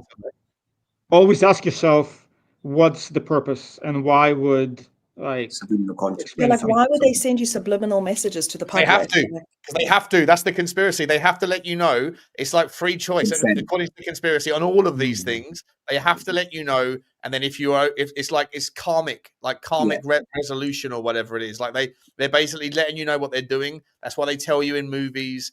That's why they tell you in their Freudian slips or whatever else. They let you know, and it's up to people. If the people still sheep and lemming their walk like lemmings off the cliff face, then they've got their karmic balance back, and then they don't get punished. In their way of thinking, it's your consent. If you don't pick up on the messages and you don't object to the message, then you're consenting to what their plan is. But hold on, like folding, I can fold a dollar bill and like come up with like I'm sure like 100 designs or 100 different. Oh mate, come on, like go on, get another pocket. Let's see what you can do. Get origami on us. Have you seen the owl in the dollar bill? Yeah. It like they definitely, and it goes like there's a lot of hidden messages in the dollar bill. You've got the Mason, like the if you draw the pentagram over the Novus Ordo Seclorum, whatever it is, the 5 points of the pentagram or whatever it is, spell out the word Mason. Then they go and they put an owl in like hidden. It's tiny in the top right hand corner of the $1 bill. And the owl is not just there for no reason. The owl is the great owl of Bohemia, which is another representation, like in Bohemian Grove, which is one we're going to do. Bohemian Grove. That's my favorite of all the conspiracies, by the way. The giant fucking stone owl, which is Moloch, which is a Babylonian god where they did child sacrifices and child worships back in the old days. Like the owl's everywhere. The owl was also in the Skull and Bones Society, and all the pictures of the Skull and Bones when they're sitting there with Geronimo's skull and all that shit. There's an owl on the desk behind them. Of all the things to have, why have an owl? Because owl represents knowledge and wisdom, and knowledge and wisdom is a representation of the serpent, which is something. You want to get into the serpent stuff later on, Eugene. It's all there. When they design these notes as well, they literally send them to people like Eugene to sit and bend and fold and do all sorts of stuff with them for a year. They give them loads of money. They're like, oh, here's a contract for a year. Here's 70 grand or whatever. See what you can find. See what you can do. They make sure that this stuff is in there for a reason. It's not by chance that you can fold a note and have burning buildings. If it's not some sort of type of message. You got to know what to do with the note. Like I don't know how they get to know what to do with the note, but it's not by coincidence. What are you saying, John? In that James Bond film, Casino Royale, they mention about the shorting of airline stocks, don't they? The day before 9/11. Yep. And that is quite prevalent because that's actually in a fiction film where they're speaking about something that was fact that people wouldn't have been told about, in the public. It wouldn't be on the news. They wouldn't say, "Oh, by the way, No, I think they did. They did say it or shortened. Sorry, I think that they did say in real time that one of the reasons they said it in several different things that they knew that there was obviously people that knew what they were doing. The problem is that like the terrorists obviously knew what they had planned. Whether the terrorists were bought and paid for by America, by Israel, by anybody else, by Saudi Arabia, whether it was just some whatever people from whatever that were doing it, any one of them, if they knew what they were doing, if it was bin Laden, they could have also shorted the stock market on those particular stocks. So it doesn't necessitate that the shorting of the airline stocks means that it was a job. It just means that somebody who knew what was going to happen. Yeah, but it wouldn't be a small number of people, would it? It'd have to be a significant amount of people for it to be relevant. You know, I just can't understand why back in those days there was no cryptocurrencies or anything like that. So every single account that would have been shorting those stocks surely could have been traced back to an owner, right? Yeah, it was actually declared unusual trading activity. The size of the shorting that happened the day before was an anomaly, if you like, but you couldn't have done that without some prior information. It was actually declared unusual trading. Yeah, of course. My point is, like, the people that did it obviously knew what was going to happen. It doesn't mean that it was an inside job. It could have been the terrorists that were doing it, but whoever knew, surely their names and accounts are attached to a trading account somewhere, whether that was with, Goldman Sachs or with a Middle Eastern bank or whoever else. Whoever put those bets on, that should be able to be traceable. Yeah, should have been been the Saudis. Yeah, exactly. Yeah, exactly. I was going to say the Saudis. I said earlier on how they were so involved with property and airlines and stuff like that from the 1970s. So they was involved with this stuff in a heavy way. But the 9/11 Commission report actually said that there was no evidence of any kind of insider trading, which is probably a huge red flag, But it was an unusual trading day and record shorts on airlines. Yeah. Look, just to use, if I just use common sense again, I could be way off, but I'm pretty sure 100% that Israelis knew about what's going to happen. The Europeans, Germans probably knew because I heard about it. The Saudis 1000% knew what's going to happen, and some analysts in the American NSA knew that what's going to happen. Now, did they cause it? I'm not taking that leap. However, they knew, and if they knew, there are some powerful people who also knew about it, and that's why you see the stock trading and everything else. There were definitely people who knew about it, but for reasons that we all talked about, it wasn't, it went on. But yeah, I've actually asked ChatGPT while we're on the screen here, and it said that the SEC traced the buyers to US-based institutional investor. It doesn't say that it's outside of the country. So whoever it was ask who it was then. Ask them who it was. Whilst you're doing that, let me get some super chats again. There's more of you lovely people that have joined the Rabbit Hole Club. I appreciate you so much. Bopper 7703, big up to you, Bopper. Become a new member as well. Very, very cool of you. Futures Bright, Futures Lily White has sent in a super sticker. We appreciate you very much. Choo choo to you. Choo choo to you indeed. Thank you so much. Bopper's also put in a super sticker saying, a super chat, saying to help the funds for calculators for Nikos's mathematical equations. That would need to be a quantum computer. A quantum computer. That's the quantum. That's what we need. I appreciate it. It says here the hedge fund manager who was in charge of that particular short option has never been publicly released by the SEC, FBI, or 9/11 Commission, which is a very. And actually, that answers John's point or question.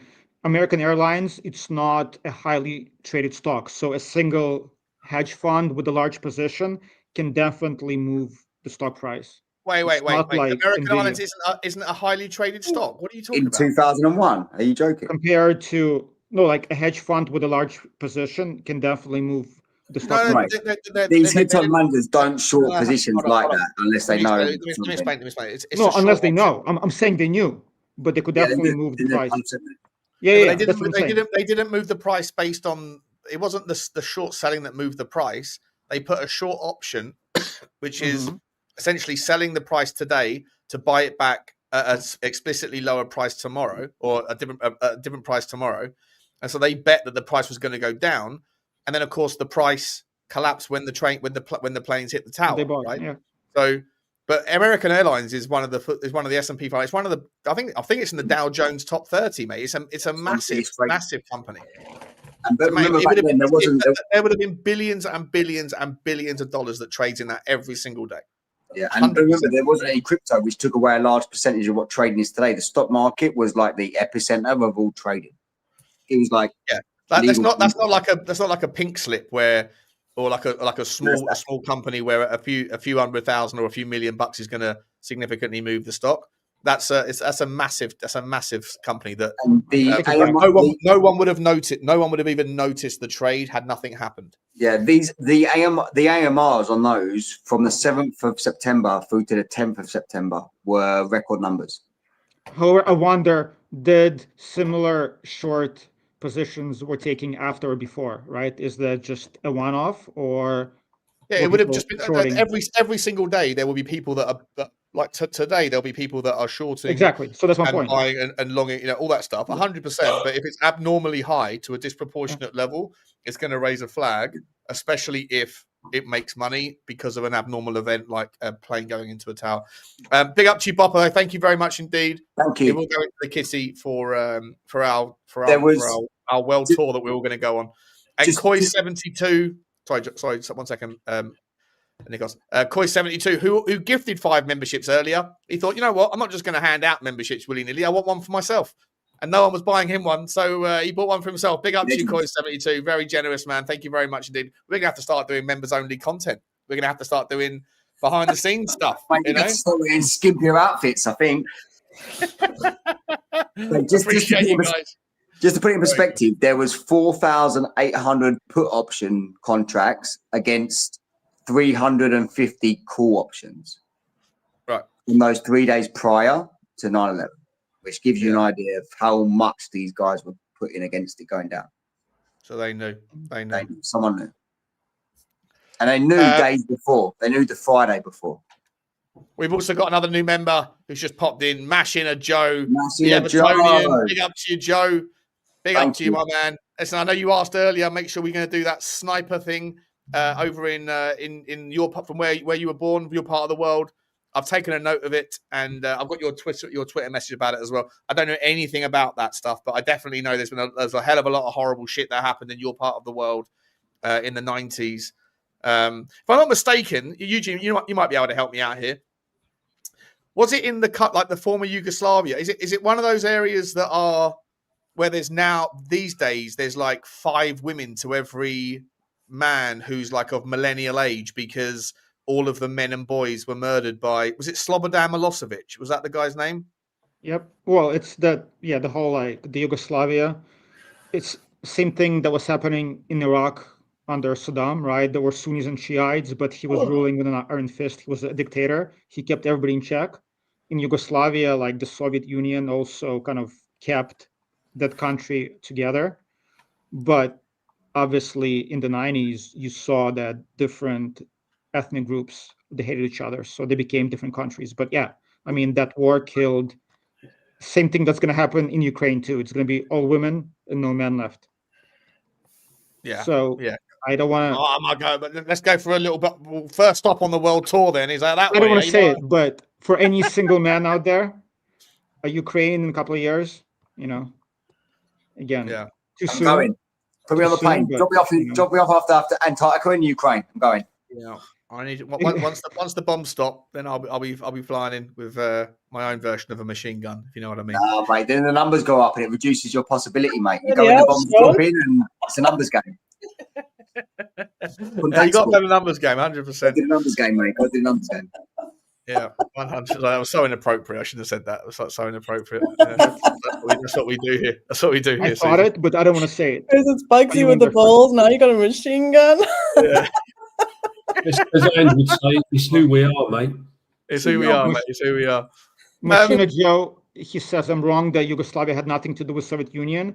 They were propped up. So Soviet Union was influencing all the neighbors, Hungary, Yugoslavia, Romania, even though they weren't exactly like in charge of the country, they were propping up the regime. Yeah.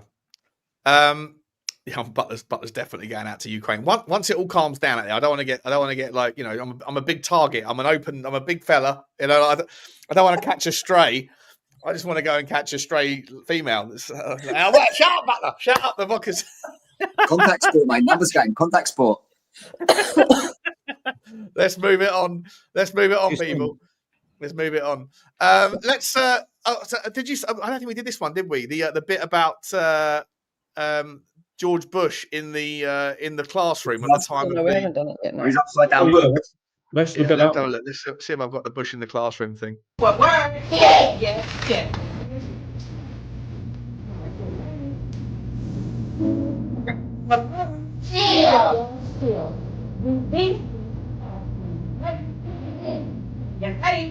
Yes, must. Word for God. Right?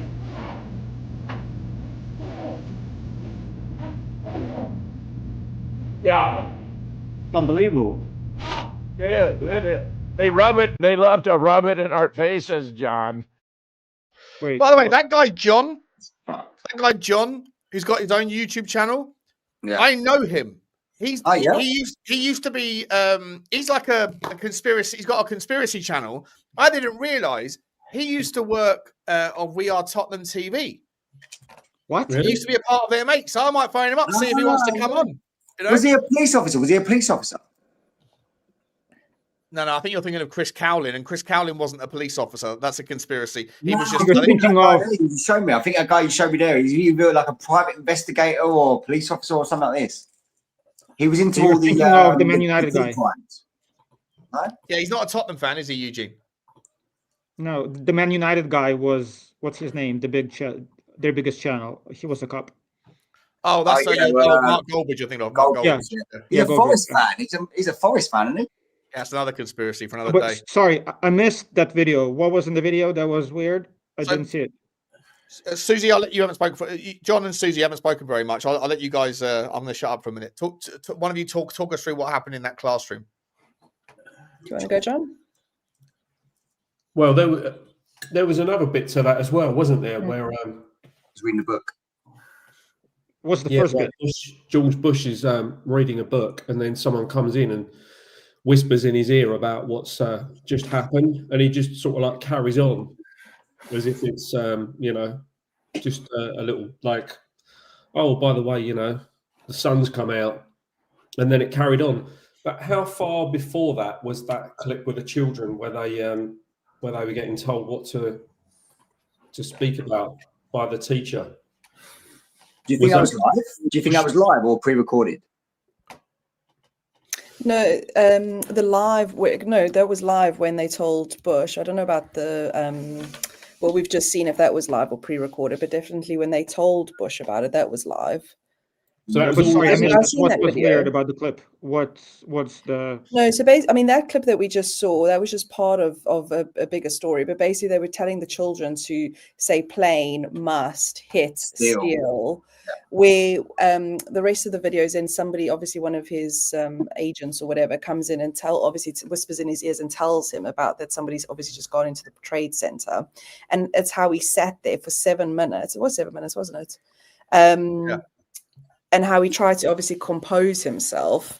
And there's such a mixture about this, because some people say he was actually really good in terms of, trying to keep the children calm and not make like there was a big thing and panic them and all of that type of stuff. But then others were saying, well, he wasn't shocked by the news or what he's just heard, because he knew it was coming anyway. So he was already mentally prepared for it. But you knew, like, in the Netflix... I'm saying in the Netflix doc, like, they went through this footage, like, frame by frame, and like they were showing after he was told, he was sitting there, like you could tell he was shook. He wasn't even like listening to the kids. He was just like staring and like thinking, but he didn't, like they said, he didn't want to just get up right away because this was a planned event.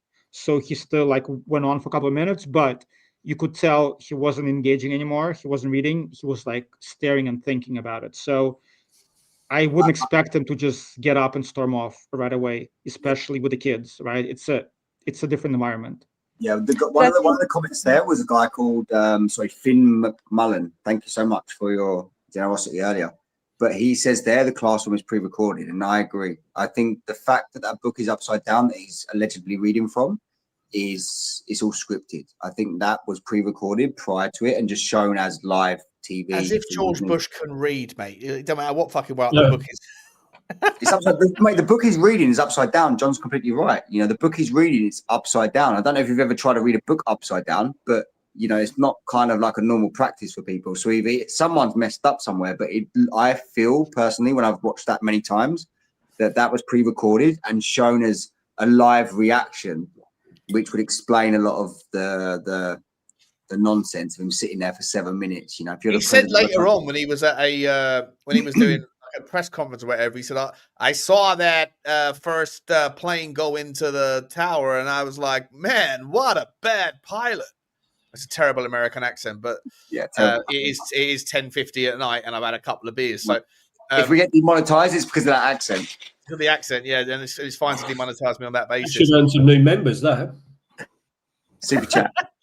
The first plane wasn't shown on TV. The first plane wasn't shown hitting on TV, so he lied then, didn't he? He lied. Yeah. Well, surely that's pre-recorded. Surely the teacher would be told by one of his people, you know, the president's got to leave. Sorry, there's a major incident just happened.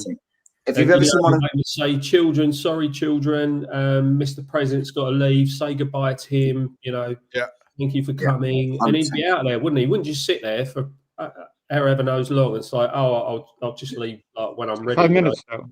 A few minutes. He wasn't there for like 3 hours. If you've ever seen one of those movies where even a couple of minutes, like surely, you know, something big has gone down. Eugene's got a problem with this theory. Eugene's saying you don't. No, I'm not. Scare the kids.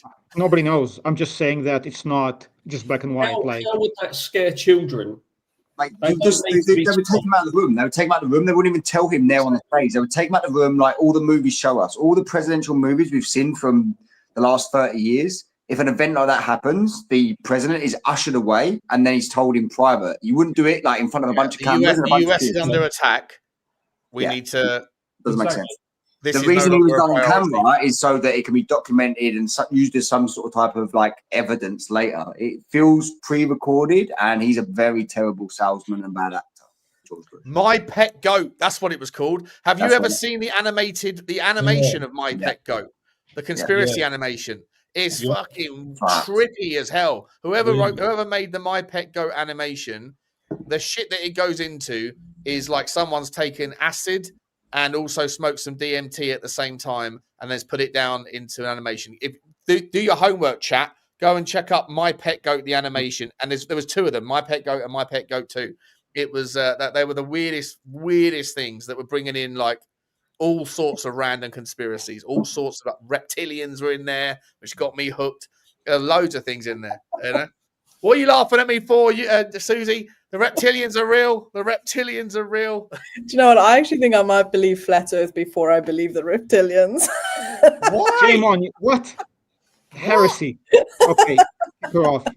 Heresy. The reptilians are 100. Have you seen? I've got a video. Hang on. This might go off topic here. Then I'm not sure. Have I still got it here? Just don't go back to the flat Earth. I haven't got the energy. It's too late. No, it's not flat Earth. This isn't flat Earth. This isn't flat Earth. This is not flat Earth. According to my attorney. Where is it? Where is it? Where is it? Archie says reptilians are real. He said Sean is right. What if they're both real? What's this? Now. Hang on. That's on topic. We don't want to go on topic right now. The reptilians did I'll get it for next time. There is 100% underwater alien bases that have been like scanned with LiDAR and stuff, and they can see these things that are at the bottom of the Mariana Trench. You know, the only thing in the world that's deeper than Arsenal's squad depth is the Mariana Trench, and right at the very bottom of it, where they've LiDAR'd it, there's alien bases in which there are reptilians. Susie, you can bases, not just one. There's four. There's There's different 4 or 5, bases. isn't there? Yeah, there's a few. Yeah. Submarines have been finding bases all over. Yeah. Mention this Susie, before, you're just dipping your toe in the depth of... Perch is worried. Perch is sitting across the table thinking, God, what have I done here? She's going to the dark side. She's a noob. You're a noob. It's okay. What are we doing here? What are we doing here? Shall we? We've got 15 minutes left, or we can go. We can go. How much time do you guys have? How much time do you want to go tonight? By the way, a little bit longer. Not as long as the other. 15, but yeah, 3 hours is too long, mate. I think you should cap it at 2 hours or something. 3 hours is too long, mate. 2 hours. I'm ruining the stream, so I can balance, and you guys can, You got to leave, have you? Like 10 minutes, but okay. Well, let's finish off the 90. I've got loads of I've got so many videos here, but there's one I haven't talked about because one of the reasons we could never get to the bottom of the demolition issue, with regards all of the thermite. What's not thermite? What's it called? The termite? What's the type of thermite? Thermite with the TA. That's it. One of the reasons we could never investigate it was because the boys is crying. Because Can of you all of check this. if one of the boys is crying? What exactly happened on September 11th? Well, I can't answer that question conclusively, but I learned a couple of things that stunned me. One was we don't have a clear picture of what the structural collapse of those 3 buildings looked like because the material, the steel from the building, was removed immediately within hours. It was a process that extended through days, of course, weeks. But that process began within hours of the collapse of the buildings. That steel was shipped out of New York, in many cases offshore to Asia, before it could be evaluated by structural engineers in the United States. What would be the purpose of that? This is a crime scene in which thousands of people died, and you immediately ship the evidence to China? Tell me why. Why did you do that? interesting. When Tucker talks, I listen. He usually knows his stuff. He's got the sources. That's interesting. I think Perchie got in a little bit of trouble there, didn't he? I think Perchie got a little bit. It's about time. It's about time somebody put him back in. Saw a little bit of who runs the show in that household. Yeah, she's going to. The boys are crying. She's got to lay the law down on him. Yeah, got to. What's someone? Oh, Susie's had to jump. Or maybe she's a reptilian and she's gone and eaten him. Oh, is Susie gone, or is she's just knocked off for a minute? She'll be back. She'll be back. She needs to clone of herself. A video off. That's all. Danny Kiriakou did ask me for the chat, and I have sent it to him. I sent him the link. Salute to Danny. Danny argues too much. Did he see my mathematical probability message earlier in the group chat, by the way? I think he wasn't in the chat. I'm accepting apologies in the form of champagne and cards, by the way. So what are we saying? Card. Yeah. Okay. We'll get you something. I'll get you something. Any other? I mean, I've got loads more videos here. We can talk about like the explosions in the lobby. Let's watch. What happened? We was in the explosion. We was in the lobby, and then fucking the third explosion. The whole lobby collapsed on us. What was it like? What was it like? Horrible. Horrible. You don't want to know. The whole building just collapsed on us inside the lobby. Was that a secondary explosion? Yes, it was. That was the. Yeah, definitely secondary explosion. We was inside waiting to go upstairs, and on the way upstairs, the whole fucking thing blew. And we just collapsed on everybody inside the lobby. Similar to the first tower coming down, secondary. I don't know about the first one, but I know the second one was terrible. Then there was a third one too after that one. Third explosion after that. Yes, sir. Everybody was inside the building, waiting to go upstairs, and they just let loose. Everything just let loose inside the building. Floor by floor instead of popping out. It was if they had detonated. They were planning to take down a building. Boom, boom, boom, boom, boom, boom, boom. All the way down. I was watching it and running. Floor by floor instead of popping out. It was if they had detonated. They were planning to take down a building. Boom, boom, boom, boom, boom, boom, boom. All the way down. All of a sudden, it was like bang, bang, bang, bang, bang, like bullet shots. I saw from the corner, boom, boom, boom, boom, boom, boom, boom, boom, boom. Just like 20 straight hits. By the way, you know what? I was in Las Vegas. I was watching a controlled demolition of a casino. It was a skyscraper. Looked exactly the same as this. When it's a controlled demolition, the way it falls down. And I was watching it like super close. Exactly the same. Yeah, if a plane goes in if a plane goes in here, right, like 75% of the way up the building, even if you can math of like the the diesel fuel or whatever, the jet fuel being able to melt the construction, it's only going to weaken the top bit, and the top bit's not going to fall into itself. It's going to topple that way or whatever else. Everything underneath is going to be fine, right? It's not going to go fall in on itself. It was a complete, obviously, to me, anybody who thinks it wasn't a controlled demolition. Yeah. And the same with World Trade Center. When you put the obvious two towers collapsing, World Trade Center 7 that didn't even get hit, the planes not even being visible for me, in the Pentagon or the one in the field. When you look at all of the other shit that we've gone through tonight, like the notion that people didn't know, and the fact that Larry Silverstein just happened to take out because Larry Silverstein wanted to. Let me put Susan on mic. The fact that Larry Silverstein he bought the World Trade Centers, and then he realized that asbestos was going to be problematic for him. Yeah. And he's like, how much is it going to cost to get rid of the asbestos in a building that old and that big? And it was going to cost him billions. So he takes out insurance for terrorism, and then a couple of months later terrorism happens and the plane, like the whole, like, it's so fucking obvious to me. Like there's not even a shadow of a doubt in my mind. If someone who knew the truth, if I died and then I get to St. Peter's Gate or whatever, and they said, okay, you get to come into heaven or you go to hell for eternity based on right now, do you think that 9/11 was an inside job? And I put my eternal soul's resting place on one or the other, I would absolutely say yes, it was an inside job. 100%, not even a shadow of a doubt in my mind.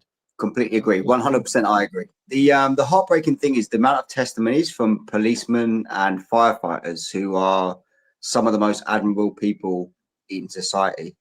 The amount of testimonies that were available after that event who said that there was explosions in the ground floor levels before the building collapsed, and there was actually video evidence of explosions happening all down the sides of the building from every angle. Yeah, I've seen them. Kind of heartbreaking. Yeah. Even demolition experts said that is exactly the same as what happens when we do a controlled demolition. Exactly. These people have lost, like a lot of them have lost their lives. So a lot of these people that were the emergency services on hand those days actually lost their lives for this conspiracy.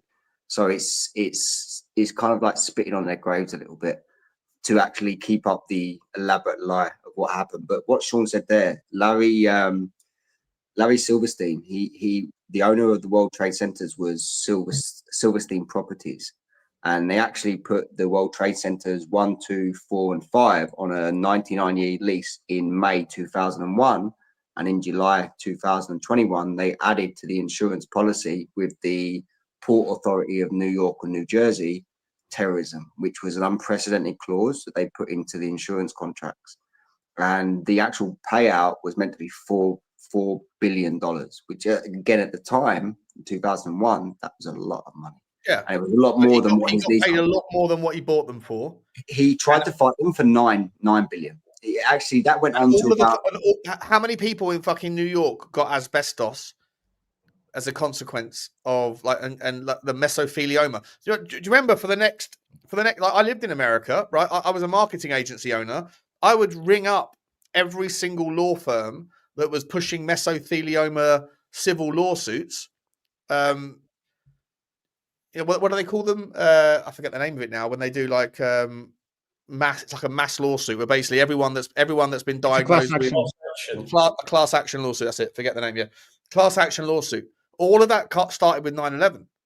So these motherfuckers that did that, like I don't know if Larry Silverstein's still alive, but that geezer.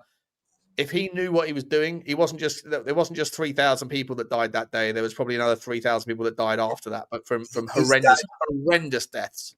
His dad was actually the owner of Silverstein Properties, and he was the inheritor of it. And it was a scheme, I think, in his mind to be able to make a lot of quick money off of the leasehold on the buildings.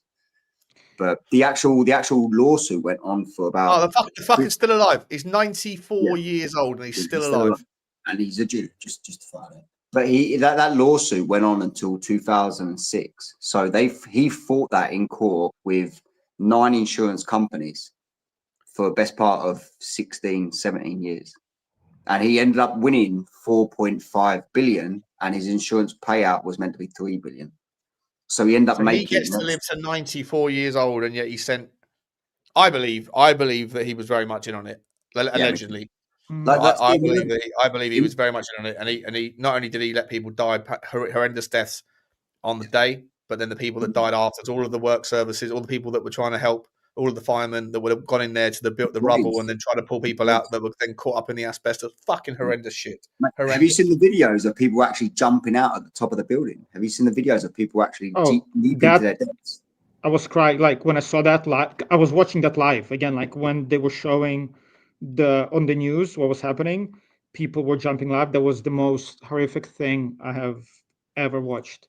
Mate, it's traumatic. It's traumatic. And the whole world was privileged to see that information. It's trauma-based mind control.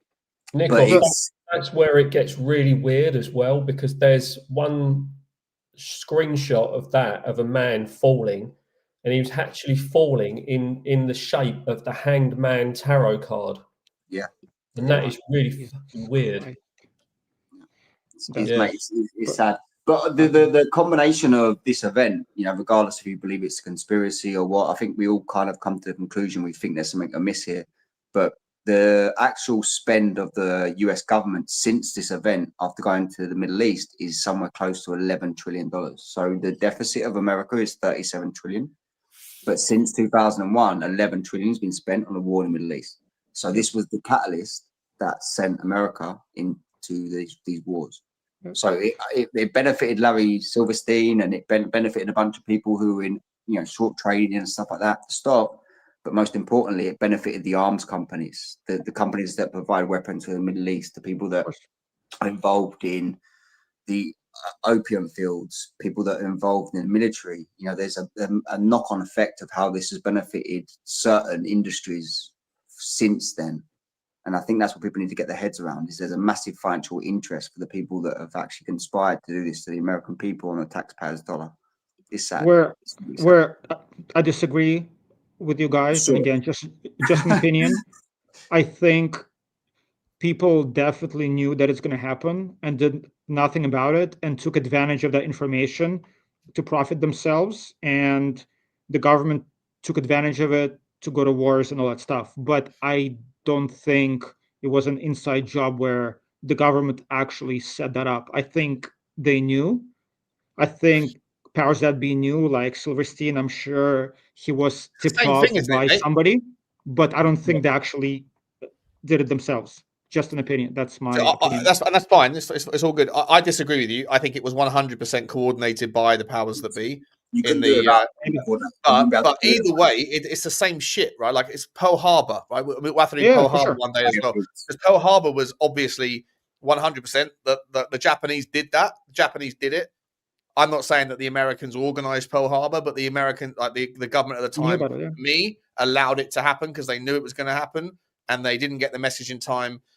Because they wanted an excuse to enter World War II. So, like, they're definitely complicit. I agree. If you know the deed's going to happen and you let it happen because it benefits you, then you're just as culpable, in my opinion. Yeah, America have got a history of doing this. Bay of Pigs, for example, they have got a history of doing this problem reaction solution to terrorism, and they've done it all through history. The American military has invaded hundreds of countries in the space of 300 years. They just like to cause a reason so they can act like the big bully on the block. And this was just a very, very bad false flag that unfortunately has been unraveled over time. And, with the power of the internet for the last 20 years, we've been able to sort of pick holes in it and see the inconsistencies in the story. It's obviously a false flag. But the Americans, I think Lorraine brought up in one of the previous shows, the Boston bombings, Sandy Hook, there's so many examples you can point at, where the American government coordinate in the scare tactics of public support. They want the public to be on side with them doing certain things, but for them to go into wars in the Middle East, they needed the public support to do so. And even to this day, people swear blind. The justification behind attacking countries in the Middle East because of 9/11 it's made them a lot of money. It's these sorts of things, Nikos. Sorry, not Nikos. Eugene. I think this is the right video. I think this talks a little bit about George Bush and his family, that relating to the security principles. Let me just check if it is the right video. Pause to mark the 5th anniversary. So that's not the one. That's just him saying he meant to say he fucked up saying the explosions. I was in on 2001, but there's a video I've got somewhere in this list that I haven't titled correctly. That basically is that the Bush cousin had the contract for the security of 9/11, and part of the I guess the question mark is if it was detonated, if the towers did come down. So Eugene, you're saying that you think it was just allowed to happen on that basis. Then you call bullshit on the idea that the towers were pulled rather than collapsed, right? The third tower, I'm not sure. And again, I admit that I'm biased a bit where you know what I mean? Like, I don't want it to be that obvious, but Yeah. I agree they were complicit and they knew whether they themselves put explosive there. That I don't know. I doubt. Although again, maybe it's my biases just not wanting it to be true, which fair enough. And that's fair, it's fair enough. 100%. I get it. In a world where they were detonated, you have to ask the question: how did they put the detonators in there? Right, in a busy tower, how did that happen? Wasn't there actually a video? There's done or something days before? Exactly. There's a video of a company actually installing these thermite explosions all over the floors. There's actually witnesses testimony that have come out and said there was all these construction companies that were coming in and doing lots of construction like work. the 3 days before the event, there were companies coming in apparently, and there was a lot of them doing elevator work. Right, they were doing works in the elevator shafts. But again, it leads to the question: well, how did that happen? How did that get past security? But the company that was in charge of the security of the World Trade Centers was a company, I forget the name of it, but it was owned by George W. Bush's cousin. And their contract to secure the World Trade Center finished September the 10th, 2001. Yeah, mate, it does. Again, you haven't got to be a genius to work it out, to be honest. Like, I don't want to sound sort of condescending in any way, but there's so many holes here. There's so many connections between money and the benefits of doing something like this. But there's so many people who lost their lives, and it's just so sad that this truth has not been exposed yet. And Nikos, you know what? Like Nikos, I think it's actually even worse than probably we think, because I'm sure the large part of it we don't even know, right? It's so much above what even we're seeing, where the big players are involved, that I'm sure, as always, the truth is even like beyond conspiracies and imagination. I think something definitely sinister is going on. Yeah, let's get on to ChatGPT and ask him what the mathematical probability of all these coincidences happen at the same time is, and see if we get zero again. Don't trust ChatGPT. No, do you know what, mate? That's actually something we agree with. To be honest, I don't trust AI, but when it's in my favor and it says zero on something I've said zero on, I'm going to go with it that time. But you know what it is? It's just, it crawls the internet, right? So just, it's other people's opinions. Right? I don't think they expected, when they actually planned all this stuff, I don't think they expected us to be able to be sitting here 20 years later, still looking at it, scrutinizing it, picking holes in the stories. I think they thought they'd get away with it based on everything they've done before previously. You know, the examples we gave earlier, like the Bay of Pigs and Pearl Harbor. Sure. People just fall into line. But I don't think they expected, by giving us the internet, that we would actually sit here and actually think about this logically and critically and find the bit that makes sense. You know, it just. Yeah. I don't think they care either.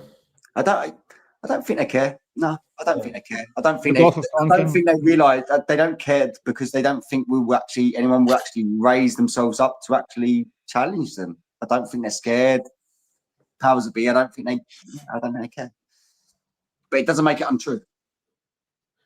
Sean, are we going to do the count and see what people's voted for the next show? Oh, I've got some suggestions here. I wrote them down. Give me some suggestions, and I'll put the suggestions in the chat. Yeah. Actually, yeah. Wait 1 second. Let me just get the chat up. I tried to write them all down. So thank you for everybody that phoned in a little super chat or a super sticker or become a member. I wrote some names down. James 119, obviously Perchy, Ghosted, Daniel Field, Coyd 572, Hayden, Adam Horlock, PMG 1986, Phil Coys, Spurs King, Bapper 7703, Mrs. Marple, obviously, Spurs King again, THC Till We Die, Future Bright, Future Lily White, Koi 72. Thank you so much for all your suggestions and your super chats and memberships. We're getting one step closer to the boarding gate at London Gatwick, you know. But some of the suggestions that they actually supplied with their comments. Yeah, give me four. Give me four. Well, I've got more than four, so maybe we have to do a vote on it or something. But let me throw out some of the ideas and see if this is something that we all have like a little bit of you know what? knowledge In that case, then we'll throw them all out, and then guys, in the chat, so Nikos, rather than doing a poll, Nikos, just when you give a suggestion out, say number one, like put a 1 in the chat for bang, put a 2 in the chat for bang, 3 in the chat for bang, 4 in the chat for whatever. Right. So call out as many as you want. Just write whatever what the story is, but I'll throw them out there. One of the first ones that come in was Bigfoot. One of the second ones was Federal Reserve. So 1 if you want Bigfoot. 2 if you want Federal Reserve. Oils, seed oils, THC, CBD was one of them. World War One, number 4. Social Security numbers, birth certificates, number 5. The 27 Club was number 6. Agenda 2030. The World Bank, Stevie Wonder, which was from Maisie Adventures. I've actually seen Stevie Wonder live, but he didn't see me. But I 100% believe. Or did he, Nikos? Mate, I 100% believe that guy is not blind. I've seen him spin on a chair in Las Vegas and go from one piano to another piano and carry on his song. And I look. Sorry, just quickly, sorry, finish your story. Sorry, mate. Finish your story. Sorry. Saying that was one of the suggestions from Macy. That was Stevie Wonder. But I Charlie, feel like we should, because we're getting going. I feel like if we're going to try and put out a 2-hour show on one particular topic, I feel like a lot of those are probably like 15-minute stories rather than like. Should we go for a bit? Should we throw out some bigger ones? Like, should we do Charlie Kirk? Should we do? I know Nugene wants to do serpent worship. Which I'm you know what? For, like, just one thing. Let's change it up between doing something serious and something more fun. Because if it gets like too heavy, sometimes it's like, you know what I mean? Like we can do like 9/11. Today's show was more heavy, wasn't it? Yeah, I hear you. Lizards, then Kirk. Because otherwise, if it becomes like all of them heavy, at least for me, it becomes more of a like. Someone said there, Diana and FIFA. FIFA's a good one, like more football related for people. I think Mandela Effect's a great one. Should we do Mandela Effect? Yeah, Mandela Effect was one of the early ones. Yeah, so I do 2 subjects in one show. You bring a couple of these in, yeah. Obviously, we need to be versed on them, so we need to know what we're talking about. Otherwise, it doesn't really make good viewing. So we need to know. We all need to be a little bit like aware of some of these subjects. Otherwise, it doesn't make sense. So let's go for Mandela Effect for Tuesday night, shall we? Does that sound good, guys? That's the whole thing. Eugene's not happy with that one. Oh no, that's fine. I love it. My only question is it a conspiracy or is it just like a? It's just gonna be lots of examples, isn't it? It's gonna be hundreds and hundreds of examples. Yeah. So I'm not sure. Okay, we'll do it. We'll yeah. Okay, we can all find. Nathan said mud floods, and to me that's a brilliant one because one that hasn't come up here in the list is Tartaria, which is that's something that I personally love talking about all the time. Mud flood ties into that. I like Bigfoot because like Mandela Effect is great, but it's just like they're obviously examples. It's a fact, and I don't think it's a conspiracy. It's a provable. It's an occurrence. So I don't know what we can debate. Okay. Well, what we'll do, we'll do a segment next week. We'll do a segment on 20 minutes of like 15, 20 examples of different. But then, so the main topic, John, what do you fancy, mate? So the main topic outside of that. Should we say mud floods, Tartaria? Oh, I don't know much about Tartaria. I'll go and level up on it. Do you know much about it, Nugene? Tartaria. It's basically this idea that essentially that there was like mud, that there was a cataclysmic event that essentially buried half of the old world in mud, and that they've like uncovered it in places like Paris and across Europe. They've like dug down and found windows and like whole levels and floors of buildings that are like way down. Yeah, there's probably a Tartarian building in the city you live in, Eugene. No matter what city you live in, no matter where you are in the world, there's a Tartarian building sitting there somewhere. You know, I'm an ancient civilization guy. This is up my alley. This is like if you go to, remember I mentioned before, there's a really good channel. It's called My Lunch Break. He's done so much diligent research on the old world and Tartaria, mud floods. I think he's got 150 videos on his channel. But when I started going down the rabbit hole, same as Nathan mentioned there, like the mud floods, Tartaria, it all starts to make sense, you know. But Tartaria is a really, really good subject that's not threatening. It doesn't blame anyone for anything. It just exposes a cover up of a lot of, you know, the architecture in the world. But every city you live in, whether you live in London, whether you live in Barcelona or San Francisco or, you know, wherever John is, but there's evidence everywhere that we can all go and find for ourselves. And hopefully some of our viewers from all over the world who are watching this show, you know, they might be able to pipe in with some of their evidence and stuff. But Tartaria is a really, really, really important subject. We'll do Tartaria for the mainstay, and then we'll throw in a little cheeky segment on some Mandela effect just for fun. Do you want to finish up? You guys got 10 minutes left. Should we just no more on World Trade Center, but do you want to just throw some funny video or some like interesting little, you know, 2-minute conversations on a couple of videos? Sound good? Yeah, one, my friend. Not for much longer though. Let's we'll round it off very soon. Just super quick. We got another super sticker from Destiny. Big up Destiny.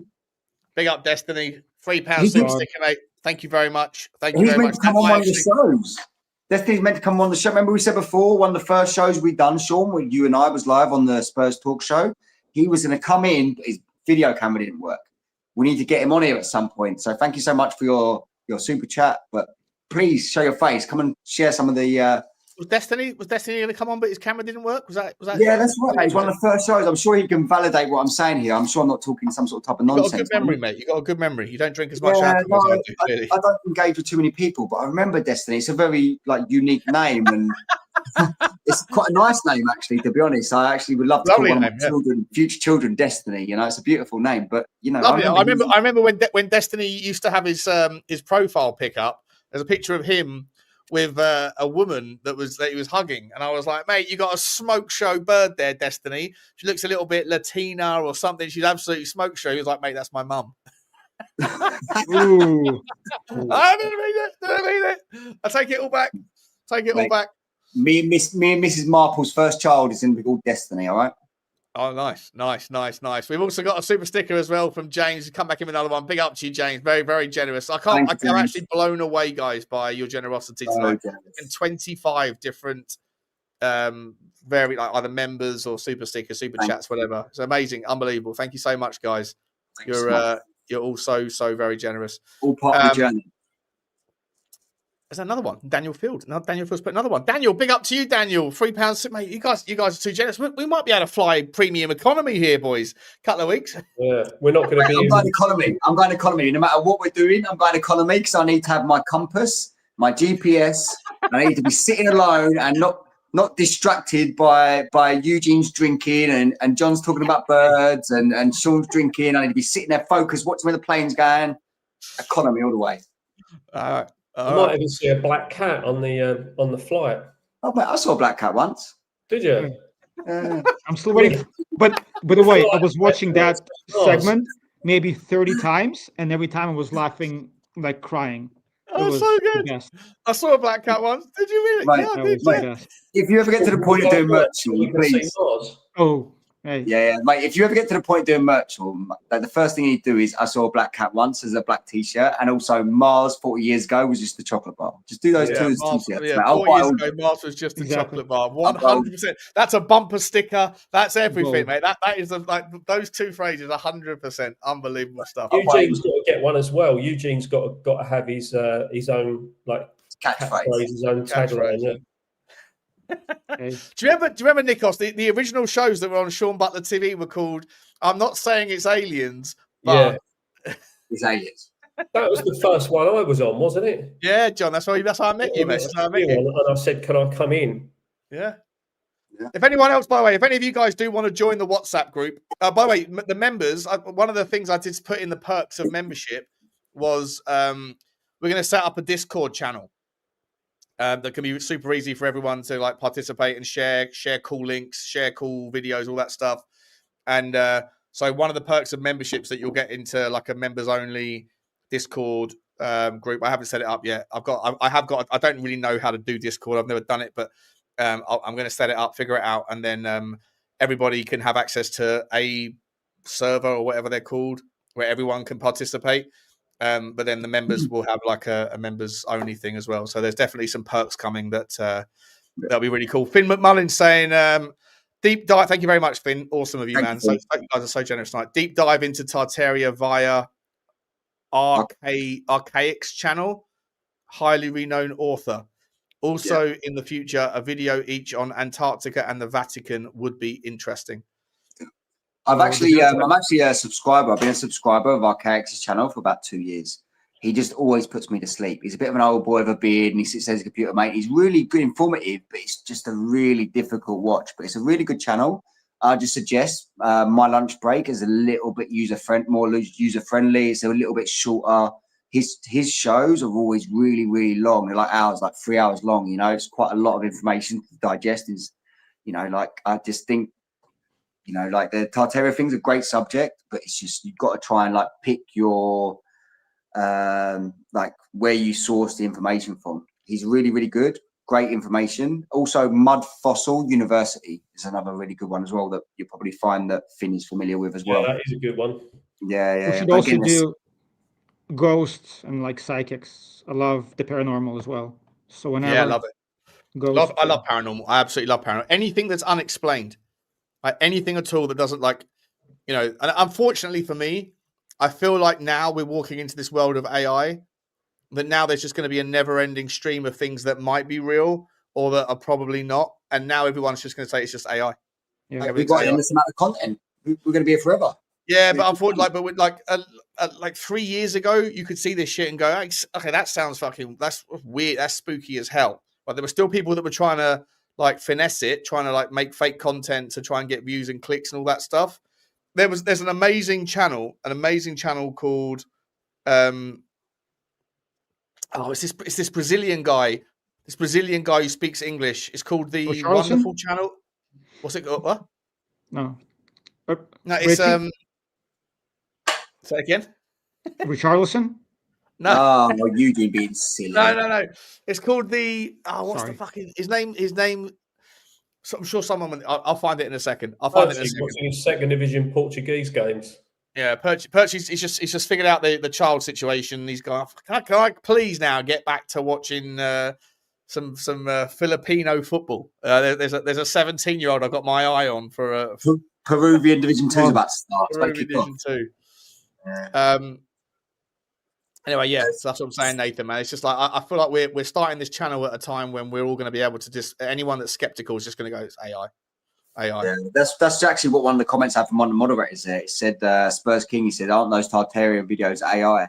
It's not that they're videos. There's lots of picture evidence. There's lots of different types of information you can source. There is a lot of fake information these days. You'll be skeptical, but the Tartaria stuff is visible to all of us all the time. Yeah, you can, like you say, you can walk into your local towns, cities, and see examples of it. In Barcelona, like Perchi and Susie might know, but in Barcelona, they've still got a lot of the original architecture. They've just disguised it with more modern architecture. But St. Paul's Cathedral is a good example if you're from London. You know, I'm not quite sure where Eugene is in, you know, where are you, Mississippi or something, you know, that far outside of San Francisco. But I'm not quite sure with America in particular, but all over America, you know. House Hotel. Yeah. California. Well, mate, California's a great one, but we'll bring it up on the next show because it's a very, very important subject. I don't want to sort of do it an injustice at any point, but there's evidence all around us all the time. You just got to know what you're looking for. And by the way, Nikos, one thing that was in that super chat that you can educate everybody on, we can do like a 5-part series on Vatican. This is up your alley, and I love that kind of stuff, but I don't know much about it. So you can educate everybody on the Vatican stuff. That'd be amazing too. All of us, John knows a lot about the Vatican as well. I've actually just been there a few times, and when I went there, I was not quite as aware as I am now. So when I went there, I was a bit more naive, and it didn't make sense. You know, now that it makes sense, I should probably go and do a trip back there myself. Now that I'm a bit more aware, but the stuff they've got in there is just incredible, mate. If you could go through the Vatican Museum, oh yeah, like I've got some of the Michelangelo paintings, like replicas on my walls, like here in my flat. You know, like I look at it every single day. It just fascinates me. I found the channel. I found the channel. It's called That Is Impossible. Have you seen the That Is Impossible channel? Goes on the whiteboard. It's amazing. Guys in the chat, go and check out That Is Impossible channel. It's this Brazilian guy who speaks English who just grabs together. People send him footage of like UFOs or random things, like there's these anomalies in gravitational pulls in certain parts of the world where like a ball will roll uphill.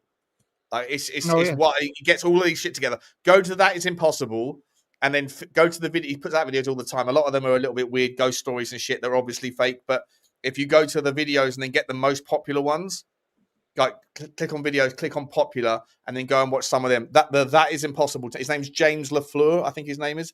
It's a brilliant channel of just like home footage, like home. And like I say, I used to watch this shit like 7-8 years ago before AI, and then you could be able to tell whether something was real or fake just by bad editing, like whether people were just putting it together. But these days, I think that like you won't be able to tell whether something's real or fake because AI is just so very impressive. He's gone onto my whiteboard today with all of our subscribers and our new members. He's gone onto my whiteboard. James LaFleur. You've got one hell of a book there. I love that. You've got everything. Mate, I've always got it sitting there. I'm always scribbling. I don't know if you see me looking down, but if you ever see me writing something down that we're talking about, and I can go back and look at it later, Yeah, there's a road in Epping Forest where your car rolls uphill. I've heard about this. Have you seen this? I've been there, yeah, Hangman's Hill. Hangman's Hill. Is it true? Down the road from where I used to live. I've seen it live in Santa Cruz in California. There's a place called Mystery Spot in Santa Cruz. Also, there's a car, you put it into neutral, it rolls uphill. Yeah, there's a lot of these actually all over America. How is that not like on mainstream news?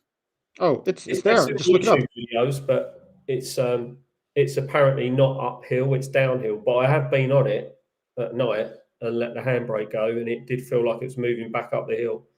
Yeah. But has any scientist tried to explain it? Yeah, Nikos, the Chat GPT numbers thing. People,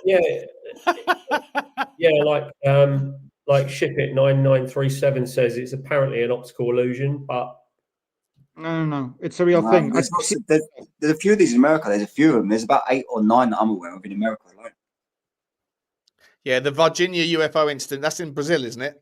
Yeah, that was the craziest one of all time. The craziest one. There's a documentary about it. It's insane. And everyone that was close by got cancer, didn't they? Or got they all died of. But the whole city saw it. Like the whole almost the whole city. They witnessed the. Write that one down, Nikos. Write that down on the list with things we've got to do. The Virginia UFO one. You got it written down? Okay. Good man. Good man. Anything paranormal, I'd love to get involved in. I've been involved in that world for a long time. Paranormal. Have you? Yeah. I used to read tarot. I used to run spirit boards in circles before. I've done clearances in around businesses and homes. Really? Seen some freaky shit. Yeah. Well, we've got to do some like. I know Nikos is in Spain and Eugene's in so it's going to be difficult for you two to meet up. But John, you're in Essex, aren't you, John? Yeah, near Colchester. Mate, me and you have got to go. We've got to go somewhere. Got to get some footage. Day trip somewhere. Or come to Barcelona and I'll show you some of the stuff out here, mate. You get a bit of sun while you're doing it. A few cheeky. You showed me some of the stuff out there. You showed me some of the kids' playgrounds that have got all of the paedophile, like the thing that's on your picture, just with a few more wraps around. Yeah, mate, it's different. I made a point of showing you that it's different. The actual print that they leave is actually, but it is more curls. Yeah. There's more Tartaria architecture here in Barcelona than there is in London. In London, they've changed it all, demolished a lot of it all, rebuilt new sites and stuff. But here in Barcelona, some of the architecture still exists from the past civilizations. So it's a bit more interesting. But sorry, boys, I gotta run. The beers are €1, bottles of wine. Eugene, appreciate you, mate. Love you, man. Thanks, buddy. See you soon. We're going to round off soon as well. It was fun. 5 minutes. So, always a pleasure, Eugene. Hopefully, I wasn't too dismissive. No, you're great, mate. You're great. I know it's sensitive. I know it's a sensitive topic for you, man. I hear you, man. It was a good show. I appreciate you for sticking through it, buddy. Appreciate you sticking. All the chat, the members, the super chats. Big up to you guys. This is awesome. Thank you. Love you, man. See you on Tuesday, Eugene. Take care, mate. See, we weren't trying to bash like Jews or nothing like that. It just happens to be that there's Jewish people involved in some of these conspiracies. No, I think when he was saying it's sensitive, I think he was because he's American. So no, I think he's more thinking we're going to blame it on him or his people. I think is what he's thinking. But whatever the reason being, that's not the case. It's just a case of that's what the information is, and that's what the information is. If it happened to be an African guy or a British guy, it wouldn't make any difference. It's not. Listen, don't get me started. Once we get comfortable, I'm going to fucking tear apart the British government. I'm going to tear apart fucking the old. I'm going to tear apart John Major, dirty fucker. Fucking Ted Heath, evil, dirty, horrendous person. Jimmy Savile. Don't get me started. I'm not prejudiced against anyone. If you're a fucking wrong'un, you're gonna be outed on this channel once we get settled in. Mate, You know, that's what we do here. There's no point doing a channel like this if you've got limitations and things that you can't say. There's no point because it doesn't make sense. The pieces all revolve around putting pieces together, and if some of the pieces are forbidden, it won't make sense. The puzzle. No, 100%, 100%. I think that I think people that are Jewish, and there's a lot of them that are in the Tottenham fan base, obviously, because it's a Tottenham supported club. I think there's generally like, I think a lot of them feel like they are under attack because of their religion. But like I always remind, because like I say, I will say to people like Lubo and Johnny and that are my boys. Like I have an issue with Israel, the Israeli government. I also have an issue with Hamas. I also have an issue with the Saudis. I also have an issue with American politicians, English politicians. It's nothing to do with if you're a good person, I don't care what you know, who you worship or what color your skin is. But if there's a government out there of which they are all fucking horrendous, all of them, they're all politicians are fuckers, then we'll talk about it, but it doesn't mean that it's a slight on any particular group of people. It's just people at the top, you know. Let me just quickly say, Finn McMullen, big up to you, man. You put in the super chat, and now you become a member of the show as well. Awesome. I am gonna this weekend. I'm going to Tottenham tomorrow, but Sunday I am going to I'm going to figure out. I don't know how to do it. I'll ask ChatGPT or something to figure out how to set up a Discord, and then we'll get everybody in there, so that we can all communicate in between shows and share content, and you know, it'd be awesome to grow this community together. I think it'd be hilarious to see where we can take this bad boy. And Phil Coys has come in saying he wants to see JFK, the moon landing, COVID-19, and Area 51. So COVID-19, I'm not sure. Can you still talk? Can we talk about COVID-19 yet on YouTube? Because you couldn't before. There's YouTube about that. Yeah. Also it's mentioned, okay now, you can talk about it now, can you? Yeah.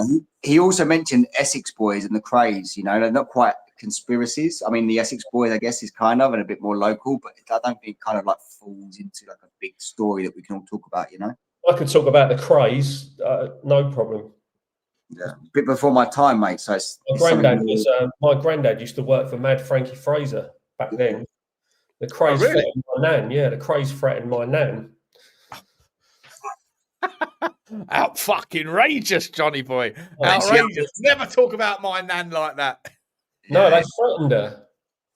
Both of them threatened her. She had a market stall, you know, in Chapel Road or Chapel Street in Islington, whatever one it's called. And they threatened her. They asked her for money, protection money for the stall. She used to sell ornaments, you know, like China ornaments, like, you know, like figurines. And they grabbed hold of one end of the stall each, and they said, like, if you don't give us the money, she said, I look after the stall myself. I don't need you to take care of it. And they said, if you don't give us the money, we'll tip your stall over, smash all your ornaments up. So she picked an ornament up, one in each hand, and she said, and I'll put these over your effing heads if you touch my stall, and I'll kill you where you stand. How old was your nan at the time?